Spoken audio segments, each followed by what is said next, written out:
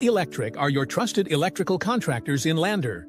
With over 30 years of experience, we excel in light and heavy commercial construction, residential remodeling, and service work. Our licensed electricians use only quality materials and are committed to meeting your construction schedules. For professional electrical services at competitive prices, choose Boyle Electric. Give your place's electrical wiring the touch of excellence. Call 307-332-8139. I'm John Shade, your Edward Jones financial advisor. Financial investments are very important, but so are the investments of time, patience, and encouragement of our young athletes from their coaches, teachers, and mentors. That's why Edward Jones is a proud sponsor of the Lander Tigers on KOVE. Call John Shade or stop by my office at 824 West Main Street for all your investment needs. Edward Jones, making sense of investing. Member SIPC. Elevate Rehab's founding principle on you is evident from your first visit to the last. Our practice model ensures treatment as you deserve, a private one-on-one session with a licensed therapist the entire visit, every visit. All therapists hold advanced credentialing, including 2 certified hand therapists, an orthopedic clinical specialist, an MDT therapist, as well as pelvic floor and pregnancy rehab offerings. With over 100 years of combined experience between our 7 clinicians, Elevate is your ticket to health. Find us in Lander or DuBois and visit our website or Facebook page. Choose Elevate Rehab to elevate your outcomes. At Eyes on Fremont, we know that good vision is about more than just seeing clearly. That's why we're dedicated to providing expert eye care for the whole family. From children's exams to contacts, LASIK to glaucoma treatment, we're here to help. We accept most insurance plans, and our experienced team will make sure you feel right at home. Schedule an appointment today at 111 South Broadway in Riverton, or give us a call at 307-856-9000. Visit WyomingEyes.net to learn more. Welcome to Haskell Furniture and Flooring, now open in Riverton. Discover a huge variety of top brands like Ashley, Tempur-Pedic, Serta, Lazy Boy, and more. Our showroom is filled with stylish and comfortable furniture for every room. Come visit us at 2210 North Federal and transform your home today. Explore the exceptional quality and unbeatable prices we offer. Visit HaskellFurnitureandFlooring.com to learn more and start living in style. We are Maven. We focus on the fundamentals, clean, simple designs with the very best modern materials and technologies. We refuse to compromise our mountain town roots to follow the well-worn path to $1. We choose instead to make game-changing gear and use it in the places and pursuits that inspire us every day. We are Maven, a company focused on the design and creation of innovative products for and by the modern outdoorsman.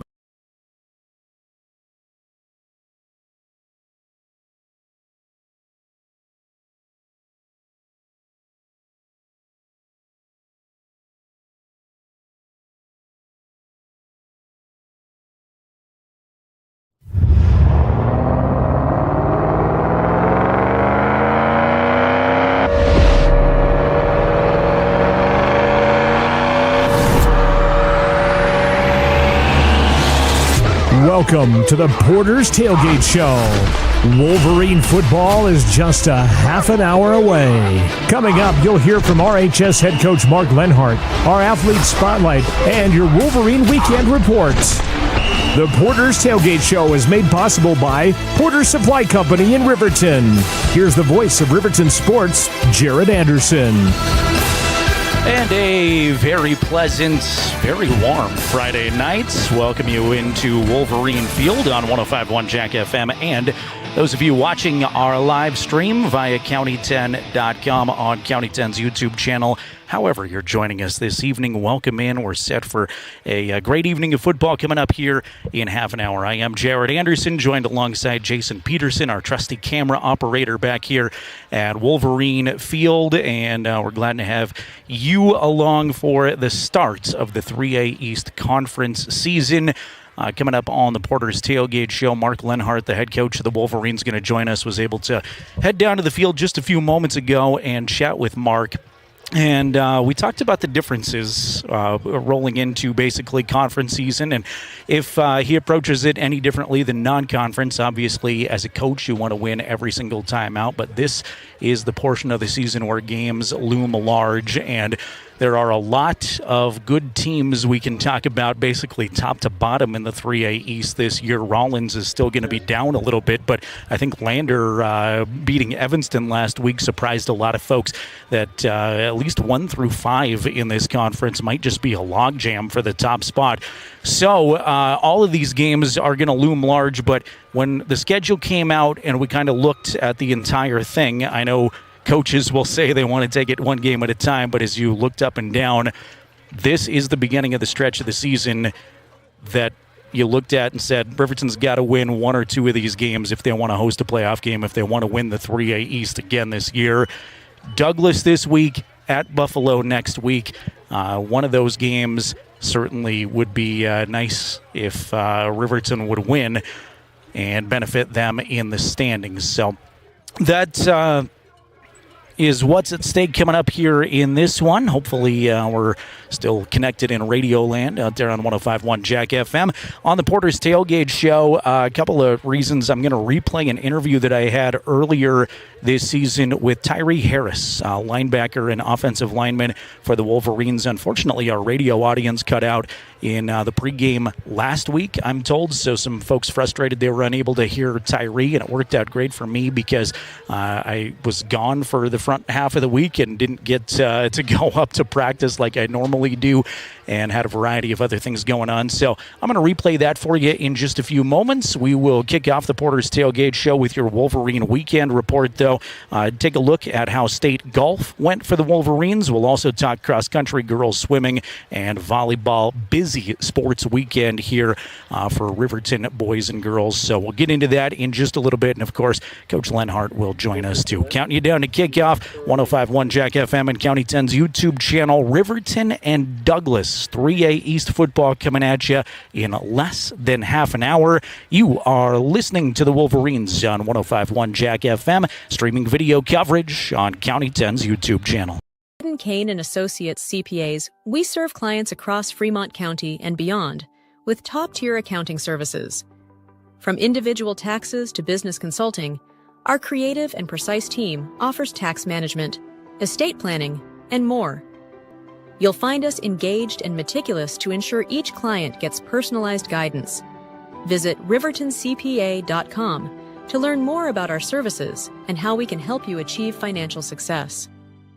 The Tyler Watson State Farm Agency is a proud supporter of Riverton High School Wolverine athletics.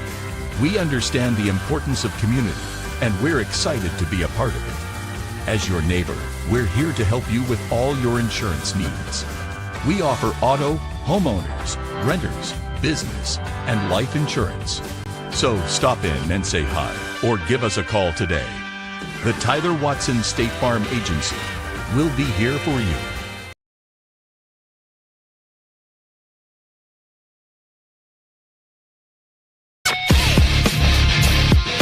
Welcome you back into the Porter's Tailgate Show. We count you down to kickoff, a little less than half an hour away. Number 3, Riverton hosting the Douglas Bearcats to open the 3A East Conference season. Obviously, a team Riverton struggled with the last few years, has built a good football tradition, but Wolverines feeling about as good as they have in maybe a decade, maybe more, about themselves. Porter's Tailgate Show is always made possible by Porter's Supply Company at the corner of North Federal and Sunset in Riverton. It's the perfect time of year to visit Porter's. Get you stocked up on pellets. Might be hot tub season. They're your home for spas. And listen, frankly, it's tailgate season, hunting season in Wyoming.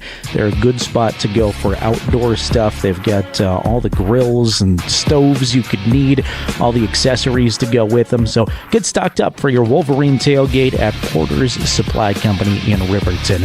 We transition now to your Wolverine weekend. This is our weekly look around what all the different sports and activities are up to at Riverton High School. Let's start on the volleyball court. It's been busy for Lady Wolverine volleyball players. Last week, they were in Casper for 3 straight days. First, they took on number 3 4A Kelly Walsh, tough Lady Trojan team that would sweep Riverton 29-27. Very competitive first set. Then K-Dub dominated sets 2 and 3, 25-14 and 25-11. They would bounce back the next day, though, at the Casper Invitational 2-day tournament. They beat Cheyenne East in 3 sets and sweep Rawlins. Unfortunately for Riverton fans, Lady Wolverines would also lose to some really tough opponents at that Casper invite, Cody, Laramie, and Worland, so they'd finish 2 and 3 in Casper. Riverton volleyball is in Jackson tonight. They're traveling on their way back here shortly and will host Star Valley tomorrow. If you're interested, freshmen play at 11, JV at noon, varsity at 1 o'clock, all at Wolverine Gym on Saturday. Riverton swimmers are off to a strong start. They won back-to-back home events last weekend. Lady Wolverines won a Riverton pre-invitational, besting Worland and Kemmer on Friday. And then at the Riverton Invite on Saturday, they'd get the better of Cody, Powell, and Worland. 4 Lady Wolverine swimmers have already qualified for the state tournament so far. Junior Chloe Smith has qualified in the 500 freestyle. Junior Presley Barta has qualified in the 100-yard freestyle, the 50-yard freestyle, and the 100-yard breaststroke. Freshman Lucy Pfister qualified in a lot of events: the 200-yard free, 200-yard IM, 50-yard free, 100-yard butterfly, 100-yard free, 5,000-yard free, and 100-yard backstroke. Pfister told us she loves the long-distance events. Because I'm a long-distance swimmer, so I swim club too. I've been swimming since I was 6. And Lucy said as just a freshman, she's fitting in very well with all of the upperclassmen. It's been good. None of them have been mean or anything. Pfister one of 14 freshmen, though, for the Lady Wolverine varsity team, and that includes teammate Lily Ormond, who has also qualified in a number of events for state. Lily so far has qualified in the 200-yard free, the 200-yard IM, the 50-yard free, 100-yard free, 500-yard free, and the 100-yard backstroke. Riverton swimmers are busy this weekend. They were at an event in Lander earlier today. They will continue a long road trip and be in Evanston for an invite tomorrow. It'll be off to the Casper schools next weekend, the 4th and 5th at Natrona and at Kelly Walsh. They'll host an event with Lander and Rawlins again on October 10th. Hard to believe, but the fall golf season wrapped up last weekend. Riverton golfers, along with the rest of Class 4A, were off to the Country Club in Afton, event hosted by Star Valley High School. Top finisher for the Lady Wolverines was Tylin McDonald. The junior would shoot a 2-day 176, putting her in a tie for 11th place. Top finisher on the boys' side was Riverton senior Kyler Graham, shot a 2-day 157, finishing 23rd overall. Lady Wolverines Annika Stanley finished 24th. On the boys' side, Tristan Ladd finished in a tie for 40th, and Bo Anderson was 44th.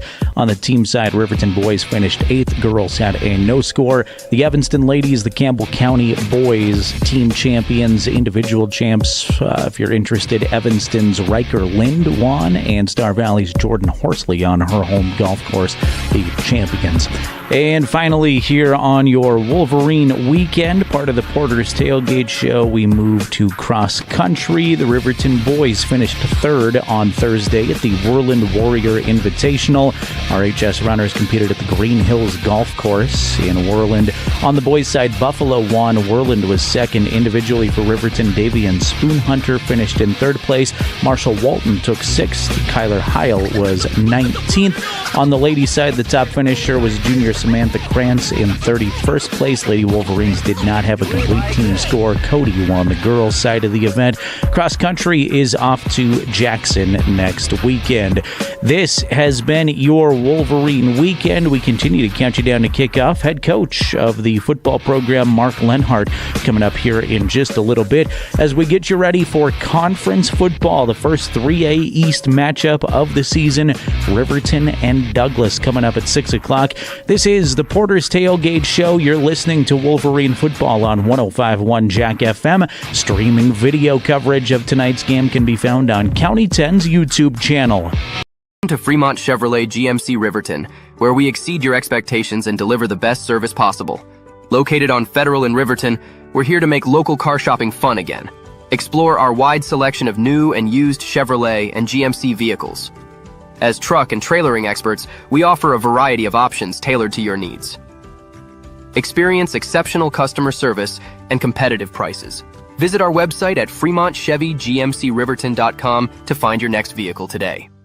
Myers-Gambles is your one-stop shop for furniture, mattresses, and appliances in Lander, Wyoming. We have an unbeatable selection of furniture for your living room, bedroom, and dining room. Plus, we have the latest trends in home furnishings. Our mattresses are comfortable and affordable, and our appliances are built to last. Whether you're looking for a new TV, sofa, or refrigerator, we have the perfect finish, style, and function for your home. Visit us at 420 Main Street in Lander, or check out our website, landergambles.com. Today. Porter's Mountain View Supply, your local experts in fire and water. We got everything you need for new installs to accessories, and don't forget our great selection of stoves, grills, and spas. We've been serving Wyoming for over 40 years, so you know you can trust us for quality products and expert service. Visit portersmbs.com or stop by our Riverton or Casper locations today.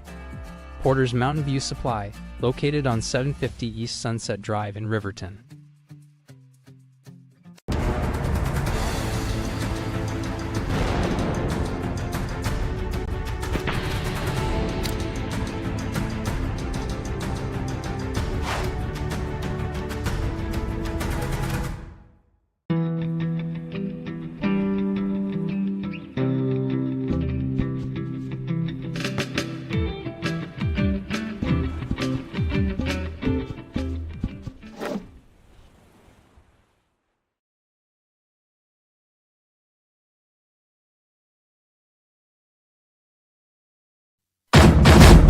The Porter's Tailgate Show is made possible by Porter's Supply Company in Riverton.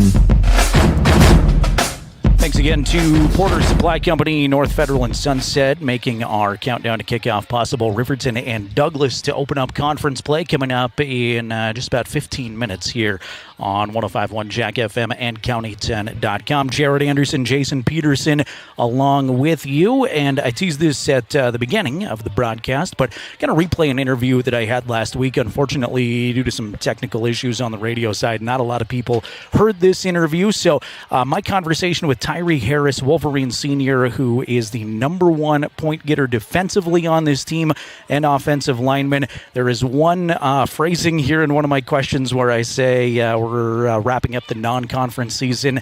Obviously, that's in reference to the game last week in which I spoke with him, so just feel free to ignore that. But otherwise, a lot of good stuff and some insight into what makes Tyree the player that he is. So without further ado, my conversation with Tyree Harris. All right, back on the Porter's Tailgate Show, Tyree Harris is our guest. Tyree, first of all, congrats on a great start to the season. How you feeling after just a few weeks in here? I'm feeling pretty good.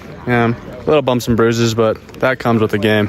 Yeah, Coach mentioned there's some sickness going around. Everybody's beat up a little bit right now. You're in the trenches in there being physical every single game. How do you rebound after a tough game? How do you find a way to heal yourself before the next Friday?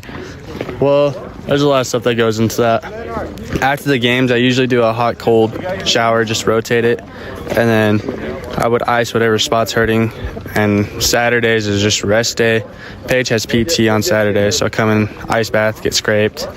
What else do I do? Wednesdays are ice bath days too. After Monday and Tuesdays, the hard practices where we're hitting. And then Wednesday I come through, see what's hurting, and I go ice baths, PT.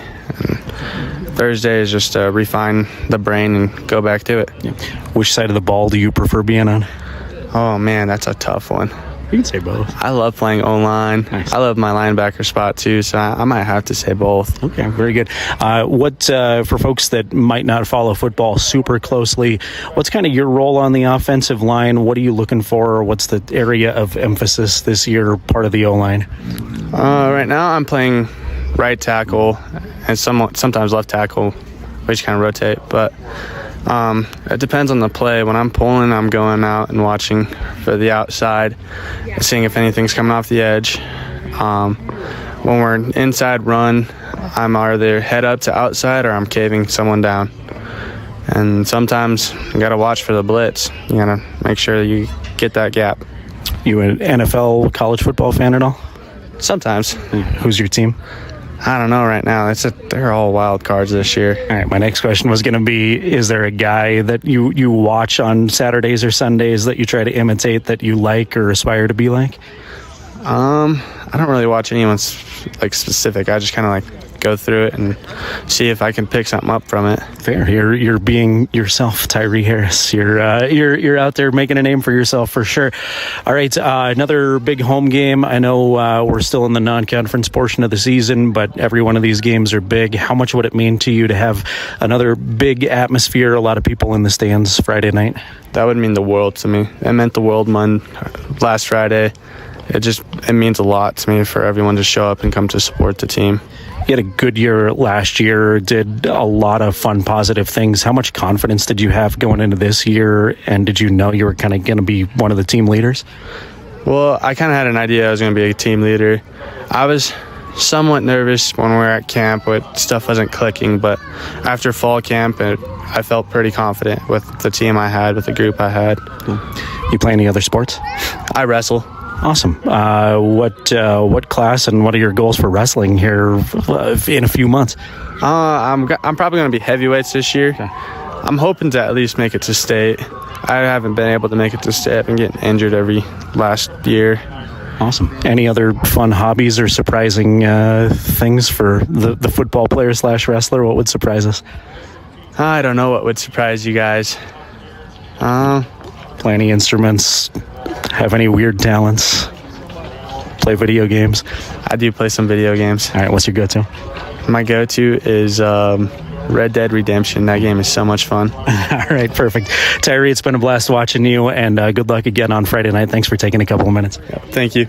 Tyree Harris, the Riverton linebacker and offensive lineman, team's leader on defense so far this season. He's been a lot of fun to watch, making a name for himself. And I was thinking, especially after the last game, last time out, when I had eyes on Tyree after speaking with him, I would be surprised if he continues to play the way that he's been playing, if there's not some phone calls from colleges around the area. So we'll keep our eye on that. But Riverton and Douglas coming up.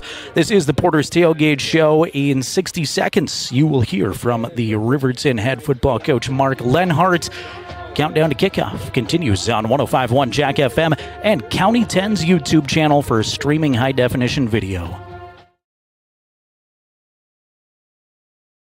Rehab's founding principle on you is evident from your first visit to the last. Our practice model ensures treatment as you deserve, a private one-on-one session with a licensed therapist the entire visit, every visit. All therapists hold advanced credentialing, including 2 certified hand therapists, an orthopedic clinical specialist, an MDT therapist, as well as pelvic floor and pregnancy rehab offerings. With over 100 years of combined experience between our 7 clinicians, Elevate is your ticket to health. Find us in Lander, DuBois, and visit our website or Facebook page. Choose Elevate Rehab to elevate your outcomes. At Eyes on Fremont, we know that good vision is about more than just seeing clearly. That's why we're dedicated to providing expert eye care for the whole family. From children's exams to contacts, LASIK to glaucoma treatment, we're here to help. We accept most insurance plans, and our experienced team will make sure you feel right at home. Schedule an appointment today at 111 South Broadway in Riverton, or give us a call at 307-856-9000. Visit WyomingEyes.net to learn more.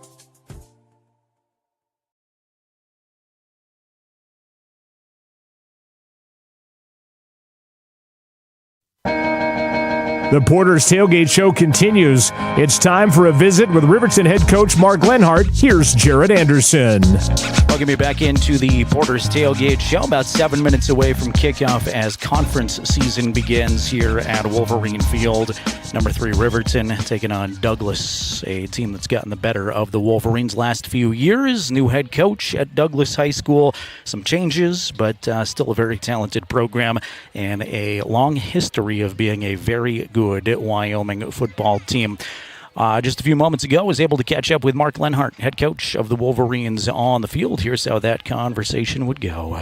All right, we are back on the Porter's Tailgate Show. Head coach Mark Lenhart joins us. Coach, another successful Friday last week, back at home this week. How's the last week of practice been? Yeah, it's been a pretty good week. We've been battling some sickness, and some guys have been fighting through it, trying to be tough, and so they're going to have to be tonight because Douglas is bringing a good squad to the field. They've played Cody and Powell the last few weeks, and Powell's a different team than we played in week 1. And so I expect this to be a very competitive game, a dogfight. They got good players. I really like, Archuleta has been a great player for a long time, and he's a load to bring down and a big body. And, I really think number 9's the Tillard kid's a good player for them. And there's a lot of good dudes that they got. And their quarterback is a junior, but he looks very similar to Blake. He's got, he can throw the ball and do some good things. So we'll definitely have our hands full. A little bit of a different Douglas look, not seeing Jay Rhodes. He was there for so long, but is that tradition of excellence amongst a football program a big deal? Does that carry over to even a new coach? I think so. Coach Hodges was Jay's first quarterback there, and so they're going to continue on, and I think most of the staff's still intact, and so I think he's obviously doing a good job. And every time you become a head coach, there's new things you got to feel out. You're never 100% ready. You just got to jump in and get after it, and he's doing a good job, and they'll continue to do good things. I know you want to win every single time out, but as we switch to conference play, do you do anything different coaching-wise? Does your attitude shift at all? No, we have some, every week we treat every opponent differently, but we've got some new wrinkles and some things in that we haven't shown yet, but I'm sure they do as well. And so we'll have our hands full with it. And, I'm excited to see our guys come out and compete. And I know this should be a great ball game. You got a home crowd here coming up in just a few minutes for kickoff. 3rd game in a row. Beautiful weather again. How much does this community fan support mean to you? Oh, it's been great. The community's been awesome. They've showed out. I know we've got a lot of activities out of town this week, but hopefully they come and fill the stands again tonight and get loud when we're on defense. Finally for you, I know sickness going around, but injury-wise and morale, how's everybody feeling? Everybody's ready to go tonight, so we're good. We got all hands on deck, but we've got some guys we're going to have to monitor and see when we can get them on and off the field. Coach, good luck. Appreciate it as always. All right, thanks, buddy. Mark Lenhart, 2nd-year head coach of the Riverton Wolverines. Appreciate his time as always. He'll join us again after the game on the Bailey Tire and Auto post-game show. If you're watching on the County 10 YouTube stream, you see the Riverton Wolverines running through the banner on the field right now as the pep band plays. We're just a few minutes away from getting to your starting lineups and the opening kickoff. We'll run down some team and individual stats that you can watch for in this contest coming up here in a bit as well. Welcome you in wherever you're tuned in from tonight. Want to give a big hello and thank you to my good buddy Slater, who's watching in Las Vegas this evening. Slater, miss everybody out there and appreciate you being here. If you are watching on our YouTube channel, feel free to drop us a comment in that chat bar. Let us know where you're watching from, who you're rooting for specifically tonight, and say hello to our radio audience too on 105.1 Jack FM. 60 seconds away from the opening kickoff. Riverton Wolverine football, 105.1 Jack FM and County 10's YouTube channel. Rehab's founding principle on you is evident from your first visit to the last. Our practice model ensures treatment as you deserve, a private one-on-one session with a licensed therapist the entire visit, every visit. All therapists hold advanced credentialing, including 2 certified hand therapists, an orthopedic clinical specialist, an MDT therapist, as well as pelvic floor and pregnancy rehab offerings. With over 100 years of combined experience between our 7 clinicians, Elevate is your ticket to health. Find us in Lander, DuBois, and visit our website or Facebook page. Choose Elevate Rehab to elevate your outcomes. At Eyes on Fremont, we know that good vision is about more than just seeing clearly. That's why we're dedicated to providing expert eye care for the whole family. From children's exams to contacts, LASIK to glaucoma treatment, we're here to help. We accept most insurance plans, and our experienced team will make sure you feel right at home. Schedule an appointment today at 111 South Broadway in Riverton, or give us a call at 307-856-9000. Visit WyomingEyes.net to learn more.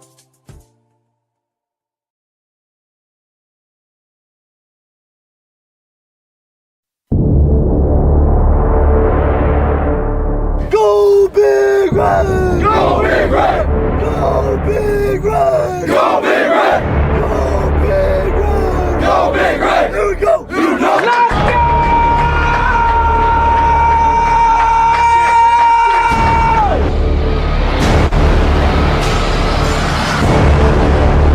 go! Wolverine football is on the air. It's time for kickoff. Kick it! Here's the voice of Riverton Sports, Jared Anderson. And a very pleasant Friday evening wherever you're joining us from. Welcome to Riverton, Wyoming. Wolverine Field, the site of Wyoming Class 3A high school football. As we enter the 3A East Conference play, coin toss going on right now at midfield. Riverton has won, deferred to the second half. Douglas will receive and be heading, that would be north to start the game as I'm directionally challenged. Glad to have you along. Jared Anderson here. Jason Peterson is our camera operator. And these broadcasts made possible by good folks like Porter's Mountain View Supply in Riverton. They are our pregame show sponsor.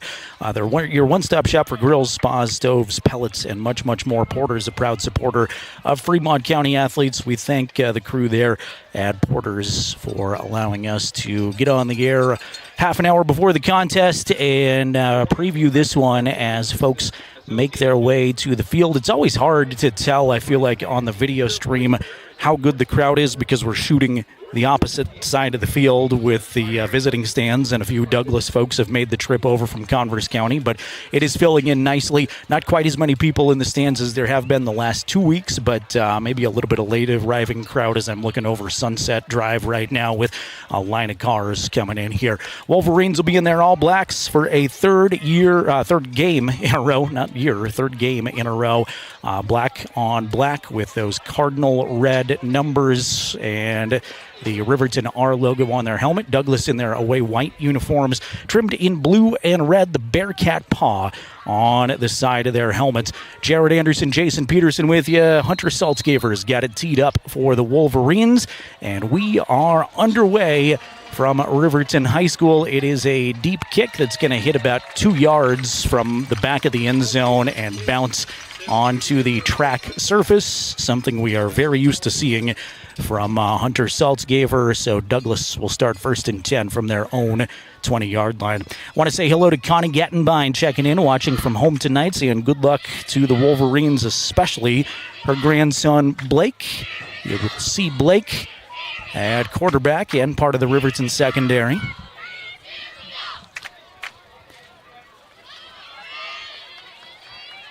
Douglas football here as we settle in for 3A West play. 2x2 the set, one in the backfield with Colin Roberts, that junior quarterback that Coach Lenhart talked about in the Porter's Tailgate show. He'll give it to Carter Archuleta for a gain of 5. And in 3A football, last couple of seasons, it does not get much better than Carter Archuleta. You'll hear his name a lot tonight. He is a 6-foot senior, and he is a horse. He is tough to bring down. 220 pounds, plays linebacker and running back. He is the main source of offense for this Douglas team on the ground. He is also the leading points getter by far. Defensively, Carter also at the end of his junior year became the all-time leader in tackles at Douglas High School. So no surprise, first play went to him. Roberts wants to keep it this time. He's got a lot of room off the right edge. Takes on a Wolverine player in the secondary. Takes on that contact, got a first down and a lot more. He's all the way out to the 43-yard line. First down of the ball game moves for the Bearcats. Douglas 1 and 2 coming into the contest. They lost the last 2 times out, but they've played really good teams, Cody and Powell.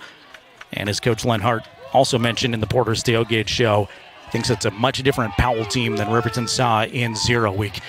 2 in the backfield, I formation for Douglas. 2 receivers out to the left, 1 to the right. They'll give it to Archuleta, the second guy through. He stood up nicely by a couple of Wolverine defenders. Tyree Harris is there, and so is Daniel Clausen. Gain of 2 on first down will bring up 2nd and 8. Just underway from Riverton High School. Opening drive of the game. Douglas received. Touchback started from their own 20. They've got it currently at their own 45. Roberts breaks the huddle. This time stands in the shotgun. 2 in the backfield. Offset eye. 2 receivers out to the left, 1 to the right. Shotgun snap. Hand to Archuleta. He's got a little more room this time off of right guard. But Riverton closes nicely, especially those linebackers doing a good job. Tyree Harris is there again. And Dane Cox in on the play. Pick up a 3 this time. So a little more space initially, but it closed fast in that Riverton second level. And it's going to make it a 3rd and medium. 3rd and about 5 here for RHS.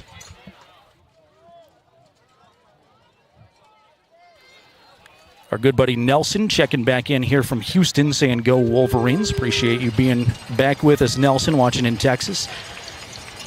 First 3rd down of the ball game. Roberts in the shotgun, trips to the left side. Quick snap, fades to throw right off of the hands of his intended target, Jarrett Jones. Jones had a lot of space, soft coverage. Jarrett may have just thought about turning upfield a little bit too fast. That ball was right on the money. It appeared from way up here, but off of the fingertips of Jones, the junior wide receiver. Douglas going to go for it, though. They're under center, ready to hurry up from their own 47. 4th and a long 5. Roberts will now back off to the shotgun. 2 by 2. Archuleta in the backfield. Here comes the snap, and it's a quick kick.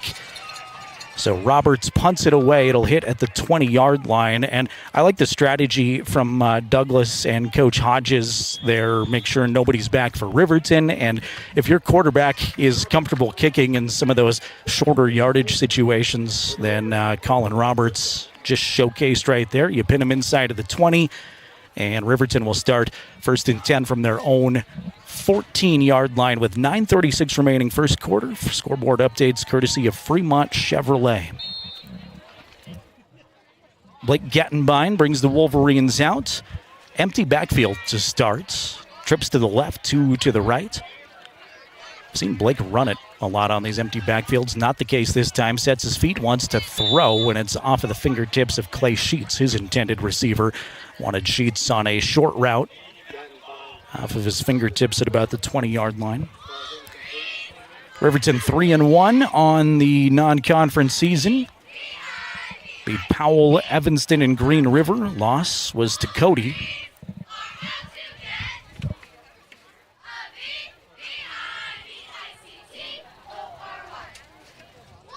Second and 10 for Riverton. Blake breaks the huddle. It'll be a much tighter formation this time. Interesting, you spread them way out. Now you go bunch formation. Everybody in tight. 2 in the backfield. Give it the second guy through. That's Saltzgaver. Saltzgaver stutter step. Makes a couple of guys miss. Dances around for a pickup of 4 yards. So 3rd and 6 for Riverton. Of course, these first few plays usually scripted, and I like Riverton coming out in different looks, trying to confuse the defenders. What exactly is this team? Are they going to spread things out or run it down our throats? 2 by 2 this time, 3rd and 6 for Riverton. Douglas showing some pressure on the right edge. See if they bring the house or not. Archuleta there from the middle linebacker spot will drop in coverage now. Blake flares it out to Larson. Larson's got the first reception of the ball game, and he has plenty for a first down. First down plus a couple of yards out to the 28-yard line. So pick up an 8 on the first completion, and first down for Riverton, first 3rd down conversion. Trips left, 2 to the right. Blake alone in the gun. Looks at Coach Lenhart for the signal. Now awaits the snap from Daniel Clausen. Douglas again showing pressure. Looking over the middle. That was nearly intercepted by Carter Archuleta. I think Blake wanted Hunter Saltzgaver across the middle, but Archuleta knocks it away, and very lucky that wasn't intercepted by that menacing middle linebacker.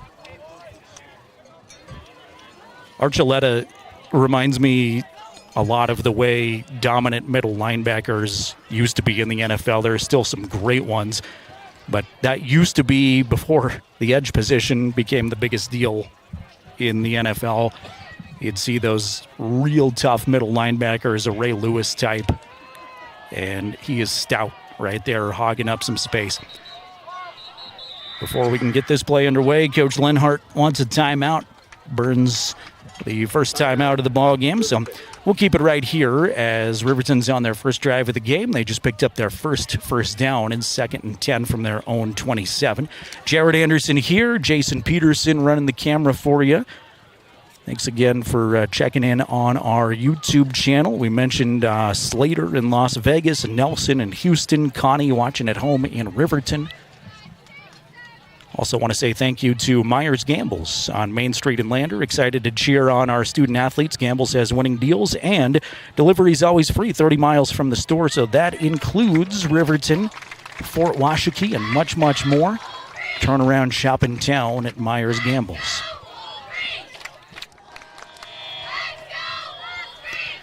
As the evening progresses, we'll keep you up to date on all the 3A games going on, as well as some county scores. Just about everybody in the county, aside from Lander, they're in an interesting game, is idle right now, though, so maybe a lot of folks watching both Riverton and Lander. Blake under some pressure this time out of the timeout. Wanted a home run ball for Clay Sheets, but overshoots him by 6 or 7 yards. Was under a lot of pressure. Did a good job just to get it away, but it'll bring up a 3rd down and 10. Third down. Don't want to harp on a negative, but we've talked about Riverton defensively. They've been a really good defensive unit, but they are prone to giving up big plays. They did not last week, but they've had moments where they've given up very big plays. Offensively, though, interesting that Riverton, stat-wise, their longest play of the season so far is 38 yards, which is a healthy pickup, but no real huge highlight plays offensively. 3rd down and 10 for the Wolverines from their own 27. Blake in the shotgun, has 4 receivers, fades to throw, looks over the middle, and Clay Sheets can't handle it. That was a well-thrown ball.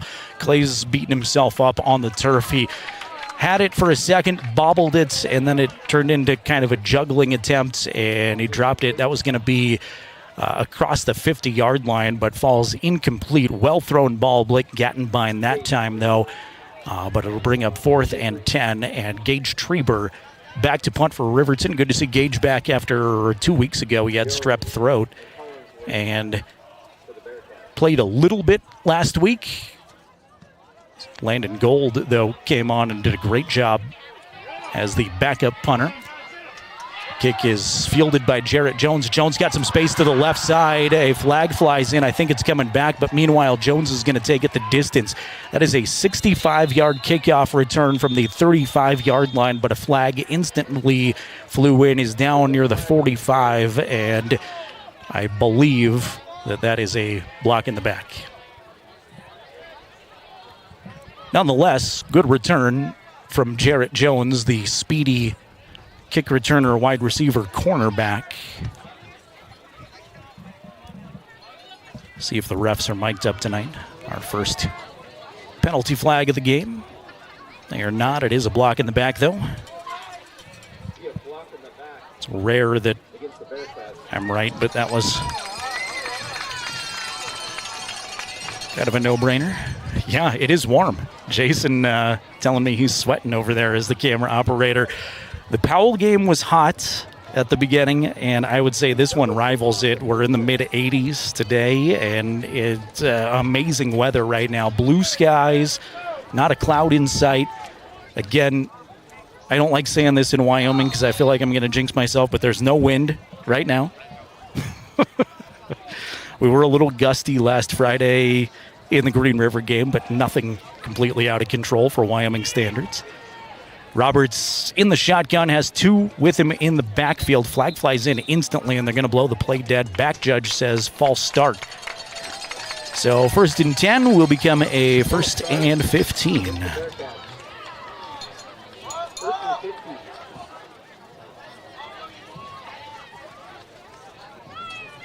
Say hello to our old friend Wyatt, watching along in Cody.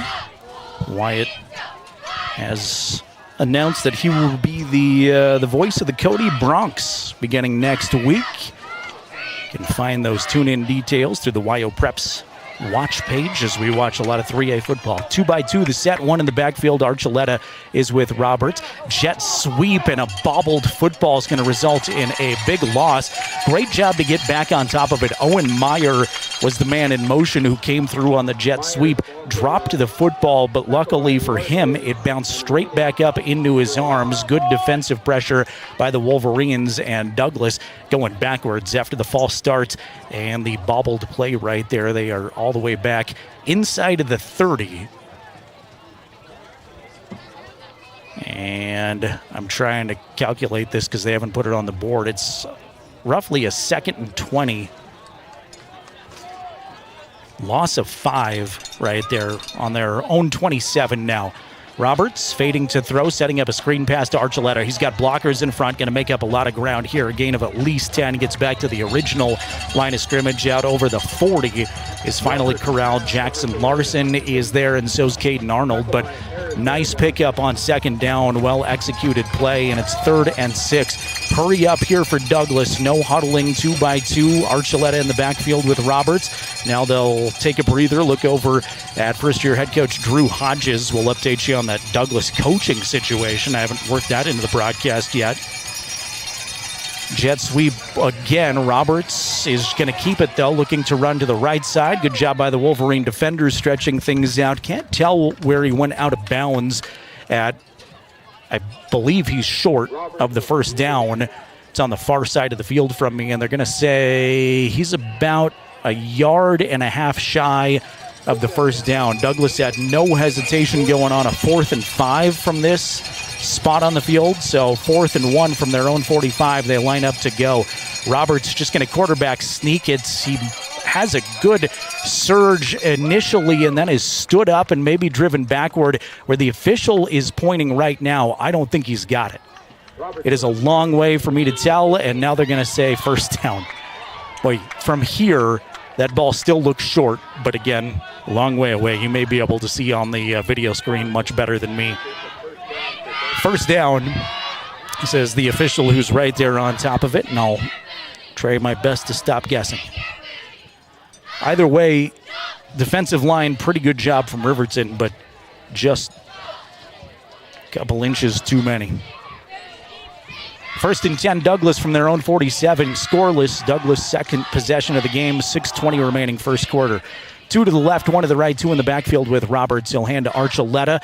It's a little dive play, and Archuleta is wrapped up immediately. A host of Wolverines there, including Aiden Sanchez.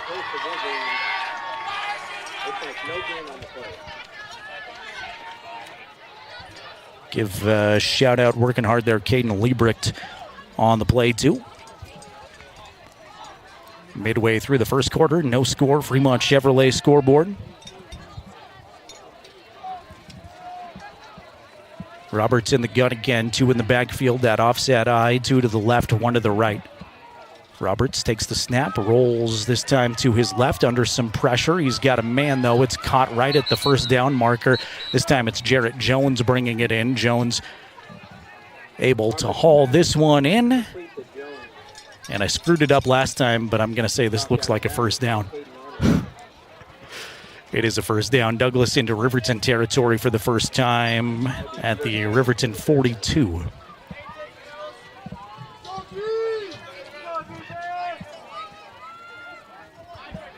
Congratulations to the Wind River Cougars picking up a conference win yesterday against Wyoming Indian. More local scores here as we get some time. Roberts in the gun. 2 receivers, 1 in the slot on the left side. He'll hand to Archuleta, who comes in motion. Archuleta's got a little bit of space. Pickup of 3. Nice job closing Braden Martin. Got it. Almost called him Braden Miller again. He's listed as Braden Miller everywhere, including on the program I'm looking at again. And his name is indeed Martin, not Miller. He's also listed as a freshman in every program, and I'm told Braden is indeed a sophomore. 2nd and 7. 2 receivers to either side. Archuleta in the backfield again with Roberts. Man comes in motion. Flags fly as this one starts. Roberts connects with a receiver who's got some space, made 2 men miss, and is all the way down near the 15-yard line. That's going to be a big pickup pending the penalty. A Douglas player is also hurt on the play. Maybe something with Owen Meyer coming in motion when that flag flew, but we'll check it out here with the officials. Douglas has put Meyer in motion a lot so far this game. Of course, on the jet sweep, he fumbled it, and this time it's an illegal motion penalty.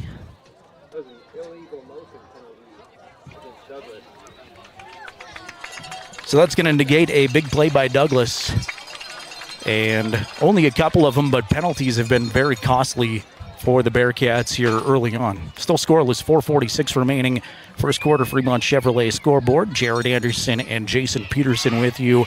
High atop Wolverine Field, a balmy, sun-drenched Wolverine Field. About a little after 7 o'clock, supposed to be sunset tonight. So we start this game in the mid-80s. We'll finish at least in the low 70s, maybe even the upper 60s. This will back the football all the way up to the 44. 2nd and 12 after the illegal motion penalty. 3 receivers this time for Roberts, 2 in the backfield. Immediately rolls to his right. Roberts sets his feet, has a man, and it's off of the fingertips of Owen Meyer. That pass just a little too strong for Meyer to handle, and had Owen caught that, I think he would have potentially gotten 6 or at least a very big pickup. He would have caught it at about the 25-yard line and had a lot of daylight in front of him. Either way, it goes incomplete, and it's 3rd and 12 for the Bearcat offense.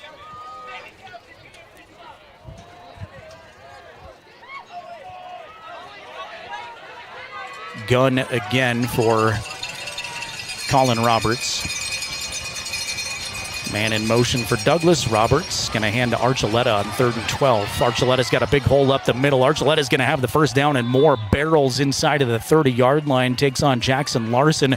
Swung in there like a chandelier and maybe even a wrecking ball as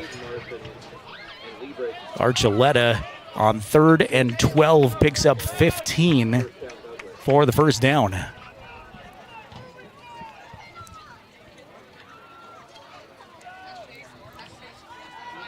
Bearcat drive continues from the Riverton 28 as we approach 4 minutes remaining in the first quarter. 2 receivers to the left, 1 to the right, 2 in the backfield. Colin, junior quarterback, gives it to Carter Archuleta's got blockers in front, but he's corralled by Riverton. Much better job this time. Tyree Harris is there, and so is Hunter Riemann. Riemann with a really strong tackle.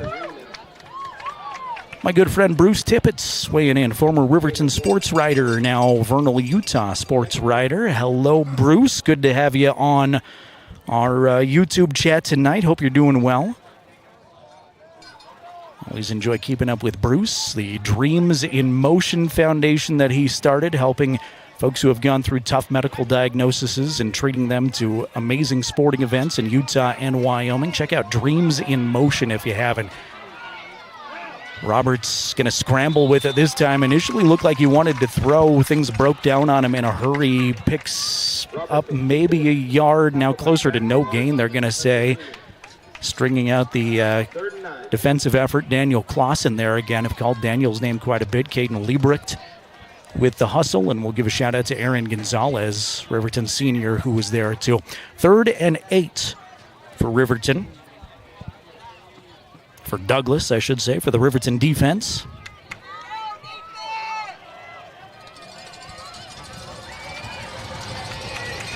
Colin in the shotgun, trips to the right. Receiver to the left is Cash Lenzen. Now he's going to roll to his right, looking at those 3 receivers. Has some space in front of him, lets it fly. It's incomplete. He wanted Cash Tillard, the senior receiver, but it hopped in front of him. Douglas on the season has not attempted a field goal. Their sophomore kicker, Jason Freeberg, is 3 of 5 with extra points this season. So from the 28, the way they've gone for it on 4th down already twice, I would not be surprised if they go for it here from the 27. 4th down and 8. See if Riverton can get a stop here as the Wolverine fans come alive with their cowbells. Three to the right, tight end on the left side. Archuleta's in the backfield. Roberts rolling to his right again. Bootleg, and he is under a lot of pressure. Corralled and flung out of bounds. Tyree Harris is there again. Dane Cox and Hunter Lehman give him a big high five, and the Wolverines will get off the field. Good pursuit by Tyree. Good job by the Wolverines secondary, too, making sure that Roberts had nobody to throw it to. Loss of 3, in fact, on 4th down, and Riverton will take over at their own 31 for their second possession of the game. Still no score, 2:26 remaining first quarter from Riverton High School.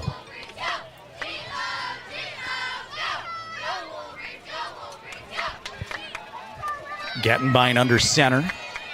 Trips to the right, tight end on the left side. Now he's going to send Saltzgaver in motion. They'll jet sweep to Saltzgaver off the left side. A lot of room and some blockers in front. Picks up 6 or 7 before he's pushed out of bounds. Archuleta gives him the shove. Picks up 8 on the play. Mr. Waheed on the PA says 8.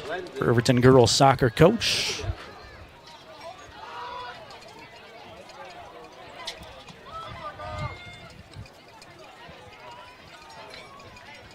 I'm still going to call it 2nd and 3, though. Not that I want to go against what Aziz is going to say, but it looks more like 3 to go here for Riverton. 2 to the left. Saltzgaver comes in motion. Blake fakes it to him. That play was interesting from the start, and they're going to call a false start on Riverton. So 2nd and 3, he'll back it up to 2nd and 8.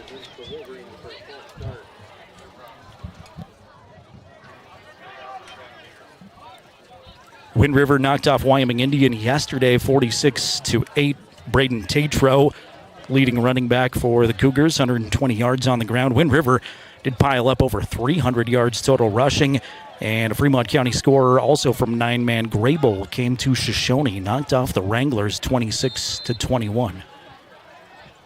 3 to the right for Blake in the shotgun. He's got one with him in the backfield to help block. Now Blake is under a lot of pressure. Blake dancing around at the 25. He's just going to eat it. Probably a good decision by Blake. Again, not pretty when you just have to cover up, but it is much better than the alternative of throwing a pick, getting a penalty. It'll be a loss of 5, and it'll be 3rd and long for Riverton. Call it a loss of 6, 3rd and 14 for RHS.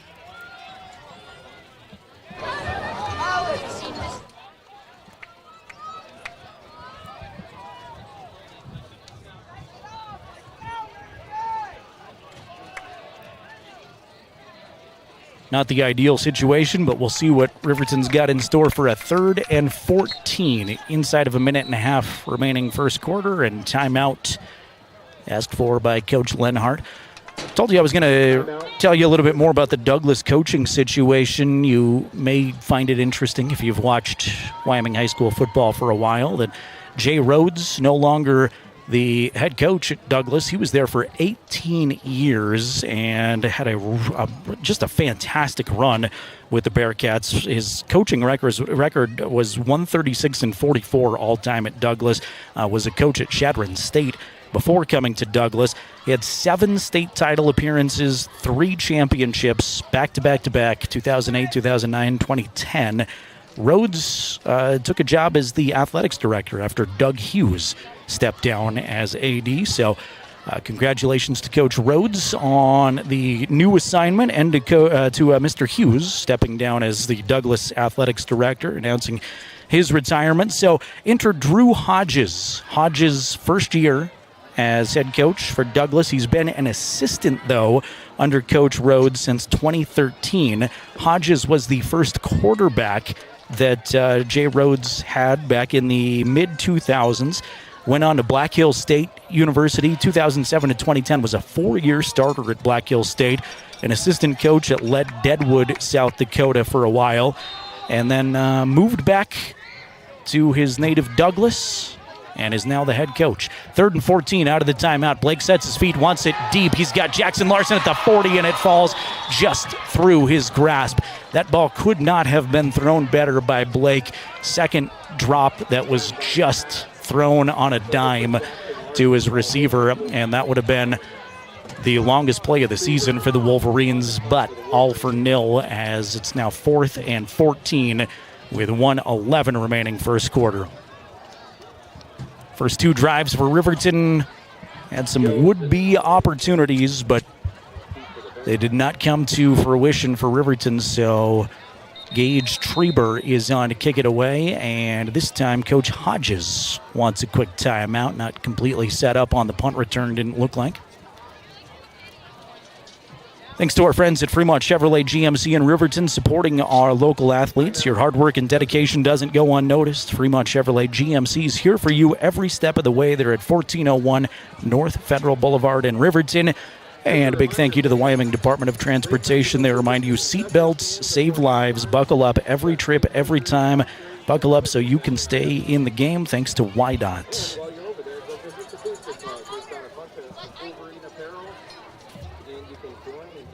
If you're on your way here to the ball game, still got some tailgate opportunities. Concessions are open, grills are going, and Booster Club selling RHS merchandise.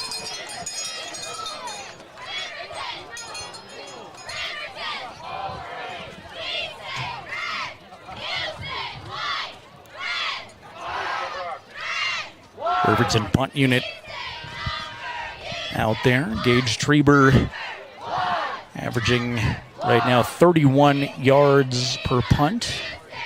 Landon Gold came on, did a great job, punted less often overall on the stat sheet here, but 33 yards per punt.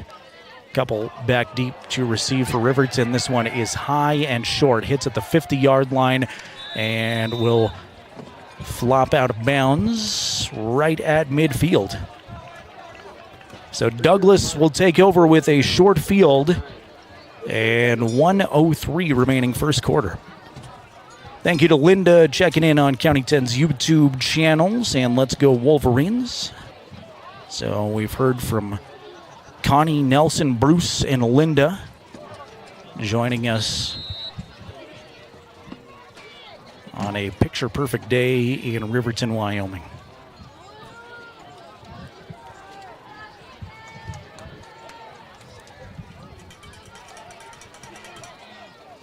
Did you hit the auto? Okay, thank you, Jason. Jason Peterson assuring that you've got high-quality video. Fake it to Archuleta. Robert's going to run with it this time. He's got some daylight, does a great job bouncing around, and is right near the first down marker. I think he's going to be he's going to be right at the sticks all the way across the field. Might have it. Official says he does. So they'll move the chains slowly. 1st and 10.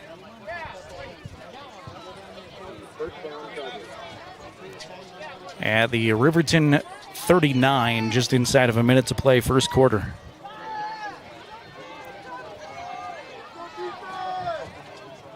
Roberts has 2 in the backfield, 2 to the right, 1 to the left. Riverton 4-3 defensive look. Roberts fades to throw, single coverage, had a man in the corner, but it's defended nicely by Clay Sheets. Wanted Jarrett Jones. Just single coverage there on the outside, lobbed it up, see if Jones could do something, but Clay Sheets was there step for step.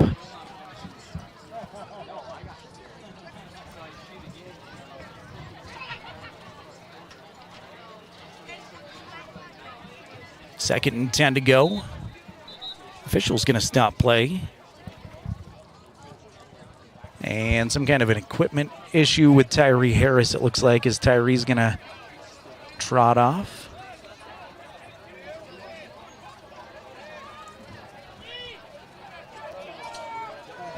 Something on the legs of Tyree as trainer Page is out there to wrap up a knee, it looks like. See if Douglas takes advantage of Riverton's leading defender off the field here for this play.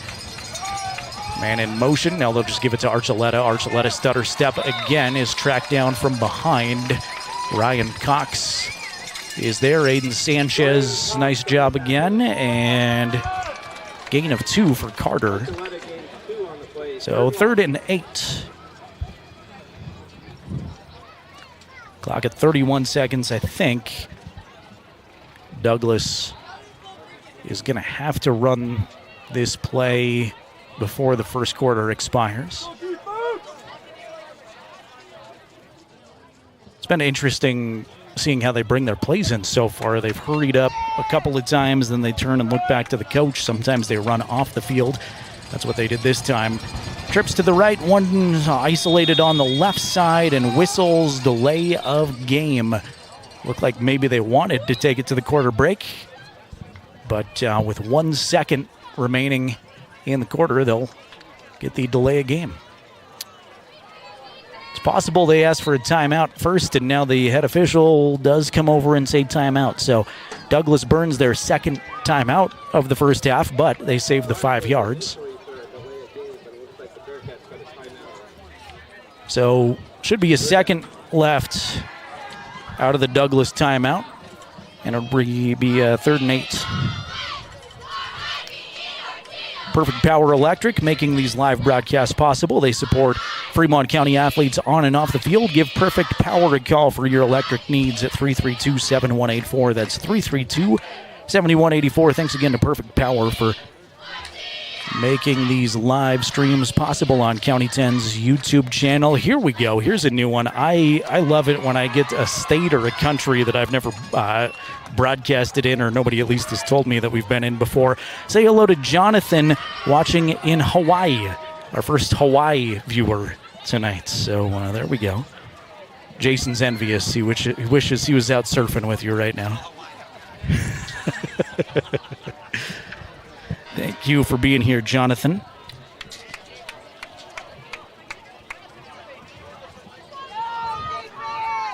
Third and 8 for Douglas out of their timeout.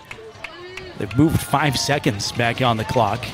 Either way, probably the last play of the first quarter. Roberts in the gun, 2x2, the Douglas set. Archuleta in the backfield, man in motion again for Douglas. They'll hand to Archuleta on a delay. Archuleta makes the first man miss into the Riverton second level, and I think he's got enough for a first down. Looks like he picked up about 9. And yeah, he's got plenty by a yard.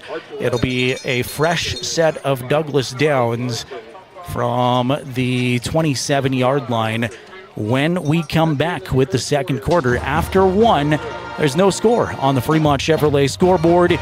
You're watching the Wolverines on County 10's YouTube channel, listening along on 105.1 Jack FM. Welcome to Fremont Chevrolet GMC Riverton, where we exceed your expectations and deliver the best service possible. Located on Federal in Riverton, we're here to make local car shopping fun again. Explore our wide selection of new and used Chevrolet and GMC vehicles. As truck and trailering experts, we offer a variety of options tailored to your needs. Experience exceptional customer service and competitive prices. Visit our website at FremontChevyGMCRiverton.com to find your next vehicle today. Myers Gambles is your one-stop shop for furniture, mattresses, and appliances in Lander, Wyoming. We have an unbeatable selection of furniture for your living room, bedroom, and dining room. Plus, we have the latest trends in home furnishings. Our mattresses are comfortable and affordable, and our appliances are built to last. Whether you're looking for a new TV, sofa, or refrigerator, we have the perfect finish, style, and function for your home. Visit us at 420 Main Street in Lander, or check out our website, landergambles.com.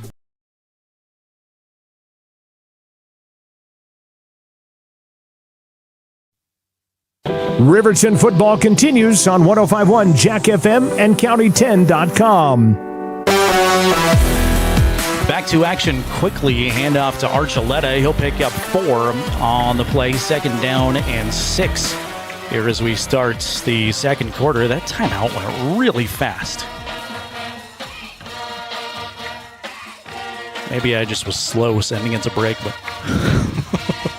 guess I'll blame myself. Douglas continues to drive here. 2nd and 5, they'll say, from the Riverton 22. Scoreless after the first quarter. Roberts under center, I formation for Douglas and Archuleta, the guy who's dotting the I, and he is drugged down from behind. Tyree Harris is there again. Pickup of 2. We'll make it 3rd down and 3.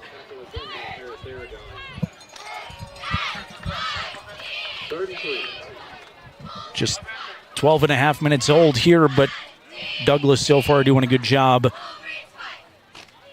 with the punishing run game of Carter Archuleta and winning time of possession here early on. Tight end sets up on the left side, one receiver way out to the left, two in the backfield. Give it to Carter again. Carter bouncing off of tackles. Got a first down close to the 10-yard line, trying to identify the Riverton player. That's Jackson Larson, who made a really sound tackle from his secondary spot and honestly may have prevented Carter from going 10 more yards into the end zone. Still a first down, though. 1st and 10 from just outside of the 10.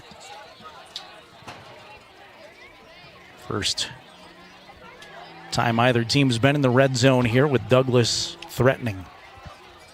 Riverton will crowd the box, two in the backfield. Now Roberts rolls to his right, looking to throw, scanning the field, has some pressure, is going to be wrapped up, throws it away, but a great defensive effort by one of the Wolverines, Dane Cox.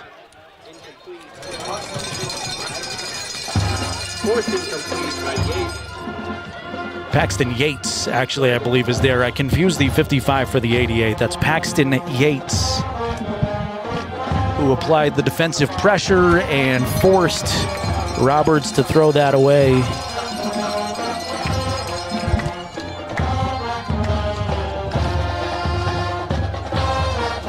So 2nd down and 10, and a flag. I missed that flag. That's intentional grounding.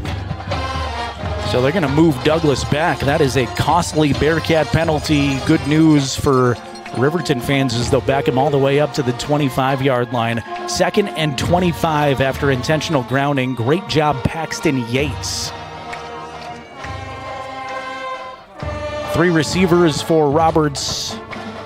First, Coach Hodges is arguing with the officials on that intentional grounding, perhaps suggesting his guy was out of the pocket. He did bootleg immediately. The Douglas quarterback has not stayed very still long, but the official basically shakes his head and runs back.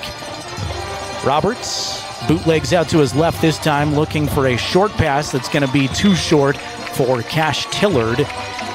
Tillard frustratingly slaps his thigh pads and will head back, and it's 3rd and 25 for the Cats.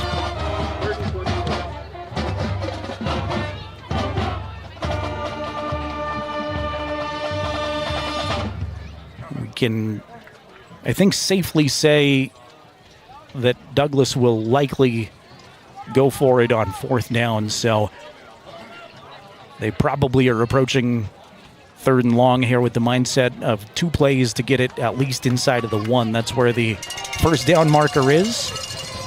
Football is at the 25-yard line. 2-by-2, the Douglas set. Looking to throw is Roberts. Throws it across the middle. It's going to be picked off. Taken away by the Wolverines. Dane Cox is there. Cox has got a lot of space. That is not Dane Cox. That's Peyton Larson. Larson, the sophomore, is going to take it all the way to the 20, 15, 10, tackled at the 5-yard line. Loses the football in the end zone. It's a mad scramble for it in the end zone. Who is there? They're going to say that's a fumble at the 5. Peyton Larson with the big play, lost control of it at the last moment. And what do the officials decide? They're going to huddle together. Apologies for missing Peyton Larson there on the play. Larson with the great interception, not the throw that Colin Roberts wanted, and it's a touchback. Ball's going to go back to Douglas. Wow. Still a great defensive play by Peyton. Eliminates the scoring threat. But Riverton's defense is going to remain on the field after having been out there a long time. And more importantly, Riverton does not get the ball at the 5-yard line. It'll be Douglas football, 1st and 10 at their own 20. Touchback. The ruling, Larson fumbled at the 5 into the end zone. Crazy play all around right there. And again, this Riverton defense has been out there a long time. Showing some pressure from the left side now. They're going to pitch it to Archuleta. Archuleta doing some damage on the left side. Squirts forward for a pickup of 7. Archuleta brought down by Sheets and Riemann. Clay Sheets, Hunter Riemann there to team up for the tackle. Give him 8 after it's all said and done. Archuleta, like I said, I don't want to spend the entire broadcast raving about one player, but he's the kind of guy that can make a little bit of space into a lot, and he always falls forward. Every single time they bring him down, he's got more than I expect him to. Fake the handoff. Roberts going to run with it. Spins off a defender. First down and much more. He's across midfield. He could go 40, 30, 20, 10, 5. Touchdown, Douglas. There's that big play that the Riverton defense is prone to giving up, and to their credit, they had been on the field a long time. I think that's a gassed Riverton defense. 71 yards. First score of the game goes to the Douglas Cats.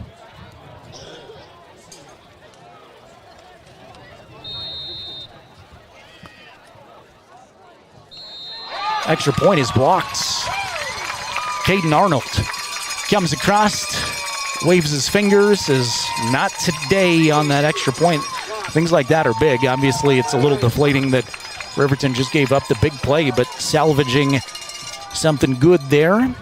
Caden Arnold. So at the 8:49 mark of the second quarter, your Fremont Chevrolet scoreboard moves for the first time. Douglas 6, Riverton 0. Colin Roberts with a 71-yard touchdown run. And I know it may sound silly because a lot of these high school athletes play both sides of the ball. Some of these guys play on special teams too, so they're literally not taking hardly any plays off. But there is something to it when you're on defense that you play on your heels, you continue to fight and fight and fight and continue to stay out there defensively. That seems to be more exhausting than when you've got a turn offensively. Obviously, it's a physical sport on all three sides, but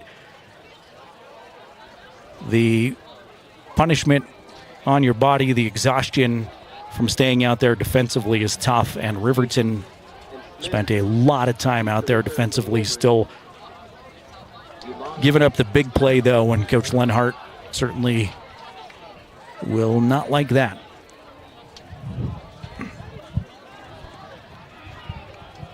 Most of the other 3A games tonight, except for Lander and Torrington, are 7 o'clock kickoffs. So we'll update you slowly tonight on how those games are progressing. Jason Freeberg, sophomore, has it teed up. First kick for Douglas of the ball game comes to Clay Sheets. Fields it at the 10. Sheets has some room across the 30 to the 35. Good initial surge there from Clay Sheets. Made a man miss. Stutter step in the turf. And a healthy return out to the 35 for Clay.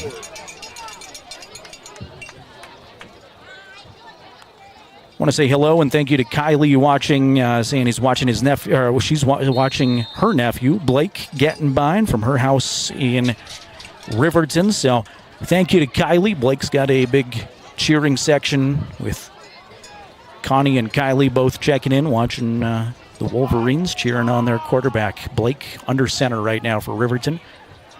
3 to the left side, 1 in the slot. Saltzgaver, the lone person in the backfield, going to receive a pitch out to the left side. Saltzgaver takes on some contact on the left side, and he's got 9 yards, maybe closer to 10. It'll be second down and very short. Gained about 9 on the play.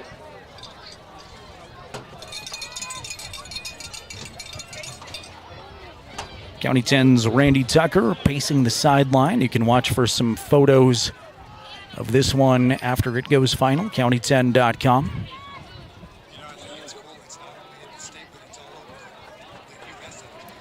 Yeah, we were in Iceland a couple weeks ago too, so all around the globe, Jason mentions we're broadcasting to. Saltzgaver on another pitch.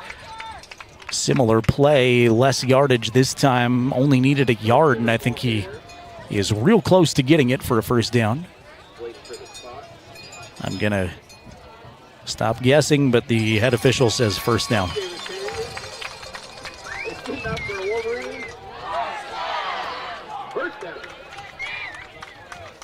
8:32 second quarter. Douglas on top of Riverton 6-0. Fremont Chevrolet scoreboard.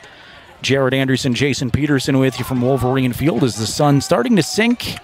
Temperature's gone down a little bit, but still a very pleasant evening. Have not gone to the hoodie or even thought about it yet. Fake the handoff to Saltzgaver. Blake's going to run with it now. Blake has stood up in the backfield. Archuleta was there first. They're going to blow the play dead. They finally do, and Blake got hit 3 or 4 times, not able to spin forward.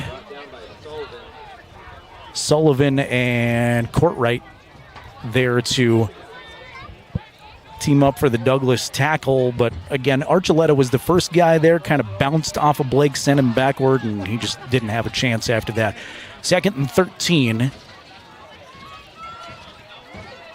Riverton will load up on the right side. 2 receivers and a tight end over there. Larson isolated to the left. Saltzgaver stands to the left of Gattenbein in the shotgun. Gattenbein wants to throw deep. He's got Sheets down the seam, and it goes right through the hands of Clay Sheets this time.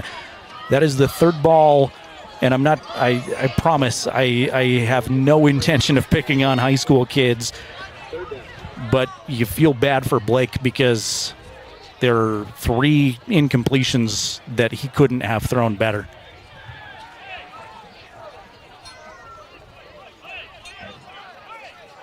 And the broadcaster who couldn't catch anything is not going to continue to harp on that, but there could be some lighting issues with the sun sinking down right now. Not sure they would have been big pickups, so tough catches, but as far as deep shots, Coach Lenhart's going to burn his 3rd timeout right here. Blake's numbers will not look as good as they should right now. So 3rd and 13 coming up out of the timeout for Riverton. Want to say hello to Carrie and Cooper. 6-year-old Cooper Reyes in Riverton. Hopefully I got your last name right. 6-year-old Cooper says, "Go Wolverines." I love it, Cooper. Thank you for watching. Thank you for being here. Thanks, Carrie and Cooper, for being along with us tonight.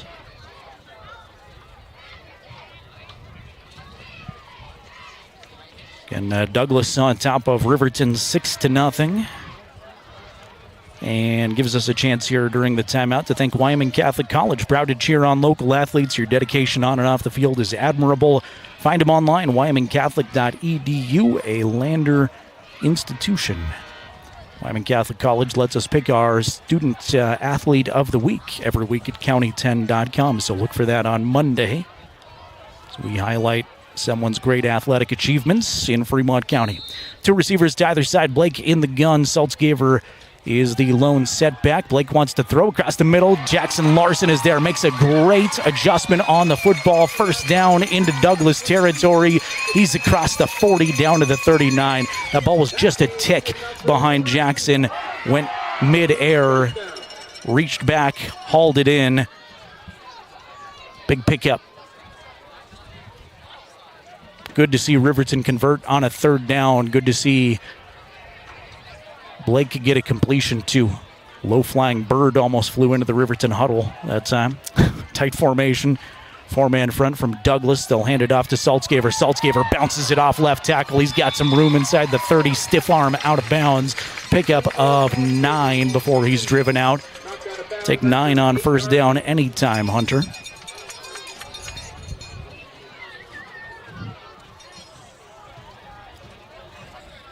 Nice job by Saltzgaver with that quick first step, breaking it to the outside, and not much the Douglas defenders could do there.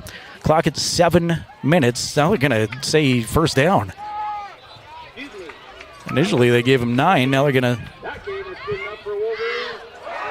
spot it, give him a first down. Take that. Take 10 on first down. Yates comes in motion right to left, sets up in the slot left, 2 in the backfield. Pitch intended for Saltzgaver falls out of his hands, does a great job just to jump on it.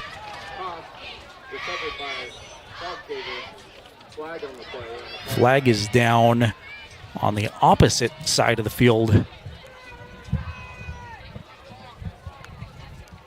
Check it out. They're conferring with the Douglas coaching staff. It's an illegal shift on Riverton, and they will decline it.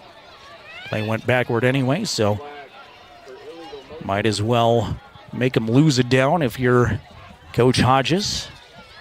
And I think you actually force Riverton to lose more yards, too, where they're spotting this. Ball's all the way back to near the 35-yard line. 2nd and 16. Blake works out of the shotgun, claps his hands. Now he's going to bootleg to the right, sets his feet, goes back across the field. He's got Dane Cox inside of the 30, drugged down at the 26-yard line. Did a good job of making up that penalty yardage. Still be a 3rd and long, though. The 3rd and 9. Pick up a 6 right there. Nice quick completion to Dane. And a good job by Blake to going through his progressions. Rolled to his right, looked that way first. Scanned across the field, back to his left, found Dane. Moving across the field. First catch for Dane Cox of the ball game. Larson and Dane will split out to the right side. Cox in the slot. 2 receivers to the left side, 2, and Saltzgaver in the backfield.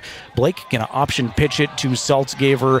Went backward first and really never got his feet under him. No gain on the play as Douglas swarms under him fast. May have even lost a yard. And 3rd and 9 turns into 4th and 10 at the Douglas 28-yard line. 5:50 remaining second quarter. Douglas on top of Riverton 6-0, and Riverton appears that they're going to go for it here. 4th and 10 from the 28. 2-by-2 they go. Saltzgaver in the backfield with Blake. Douglas will rush forward. Gattenbein plenty of time looking for Sheets across the middle. That's overthrown, incomplete. Good coverage by Cash Lenzen, a Douglas junior. And Riverton will turn it over on downs. Drove to near the red zone, just outside of the 20. And could not complete it there from the 28. So 5.5 remaining in the first half. Cats on top of the Wolverines 6-0. Try to get you a Riverton volleyball score tonight. They are in Jackson. Lady Wolverine volleyball team is home tomorrow. Star Valley comes to Wolverine Gym. Get freshmen at 11, JV at noon, and varsity at 1 o'clock if you want to cheer on the Lady Wolverines. Shotgun snap to Roberts. Give it to Archuleta. Hunter Riemann and Braden Martin make a physical play, but still a gain of 5 for Archuleta on first down. These Wolverine defenders kind of at times have to grab on to Carter and just hold on for dear life, trying to bring him down. You almost have to gang tackle him to assure that he's driven to the turf.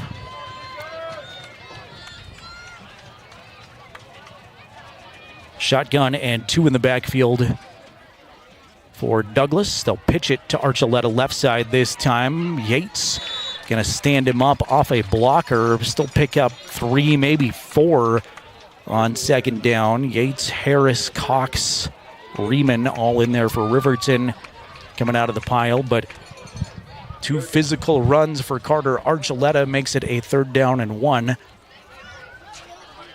I gave a nod again to Tyree Harris before this game, saying if he continues to play as well as he's playing, I'd be surprised if some colleges aren't calling him. I'd be very surprised if Carter Archuleta hasn't heard from a lot already. Douglas's all-time leading tackler did that after his junior year.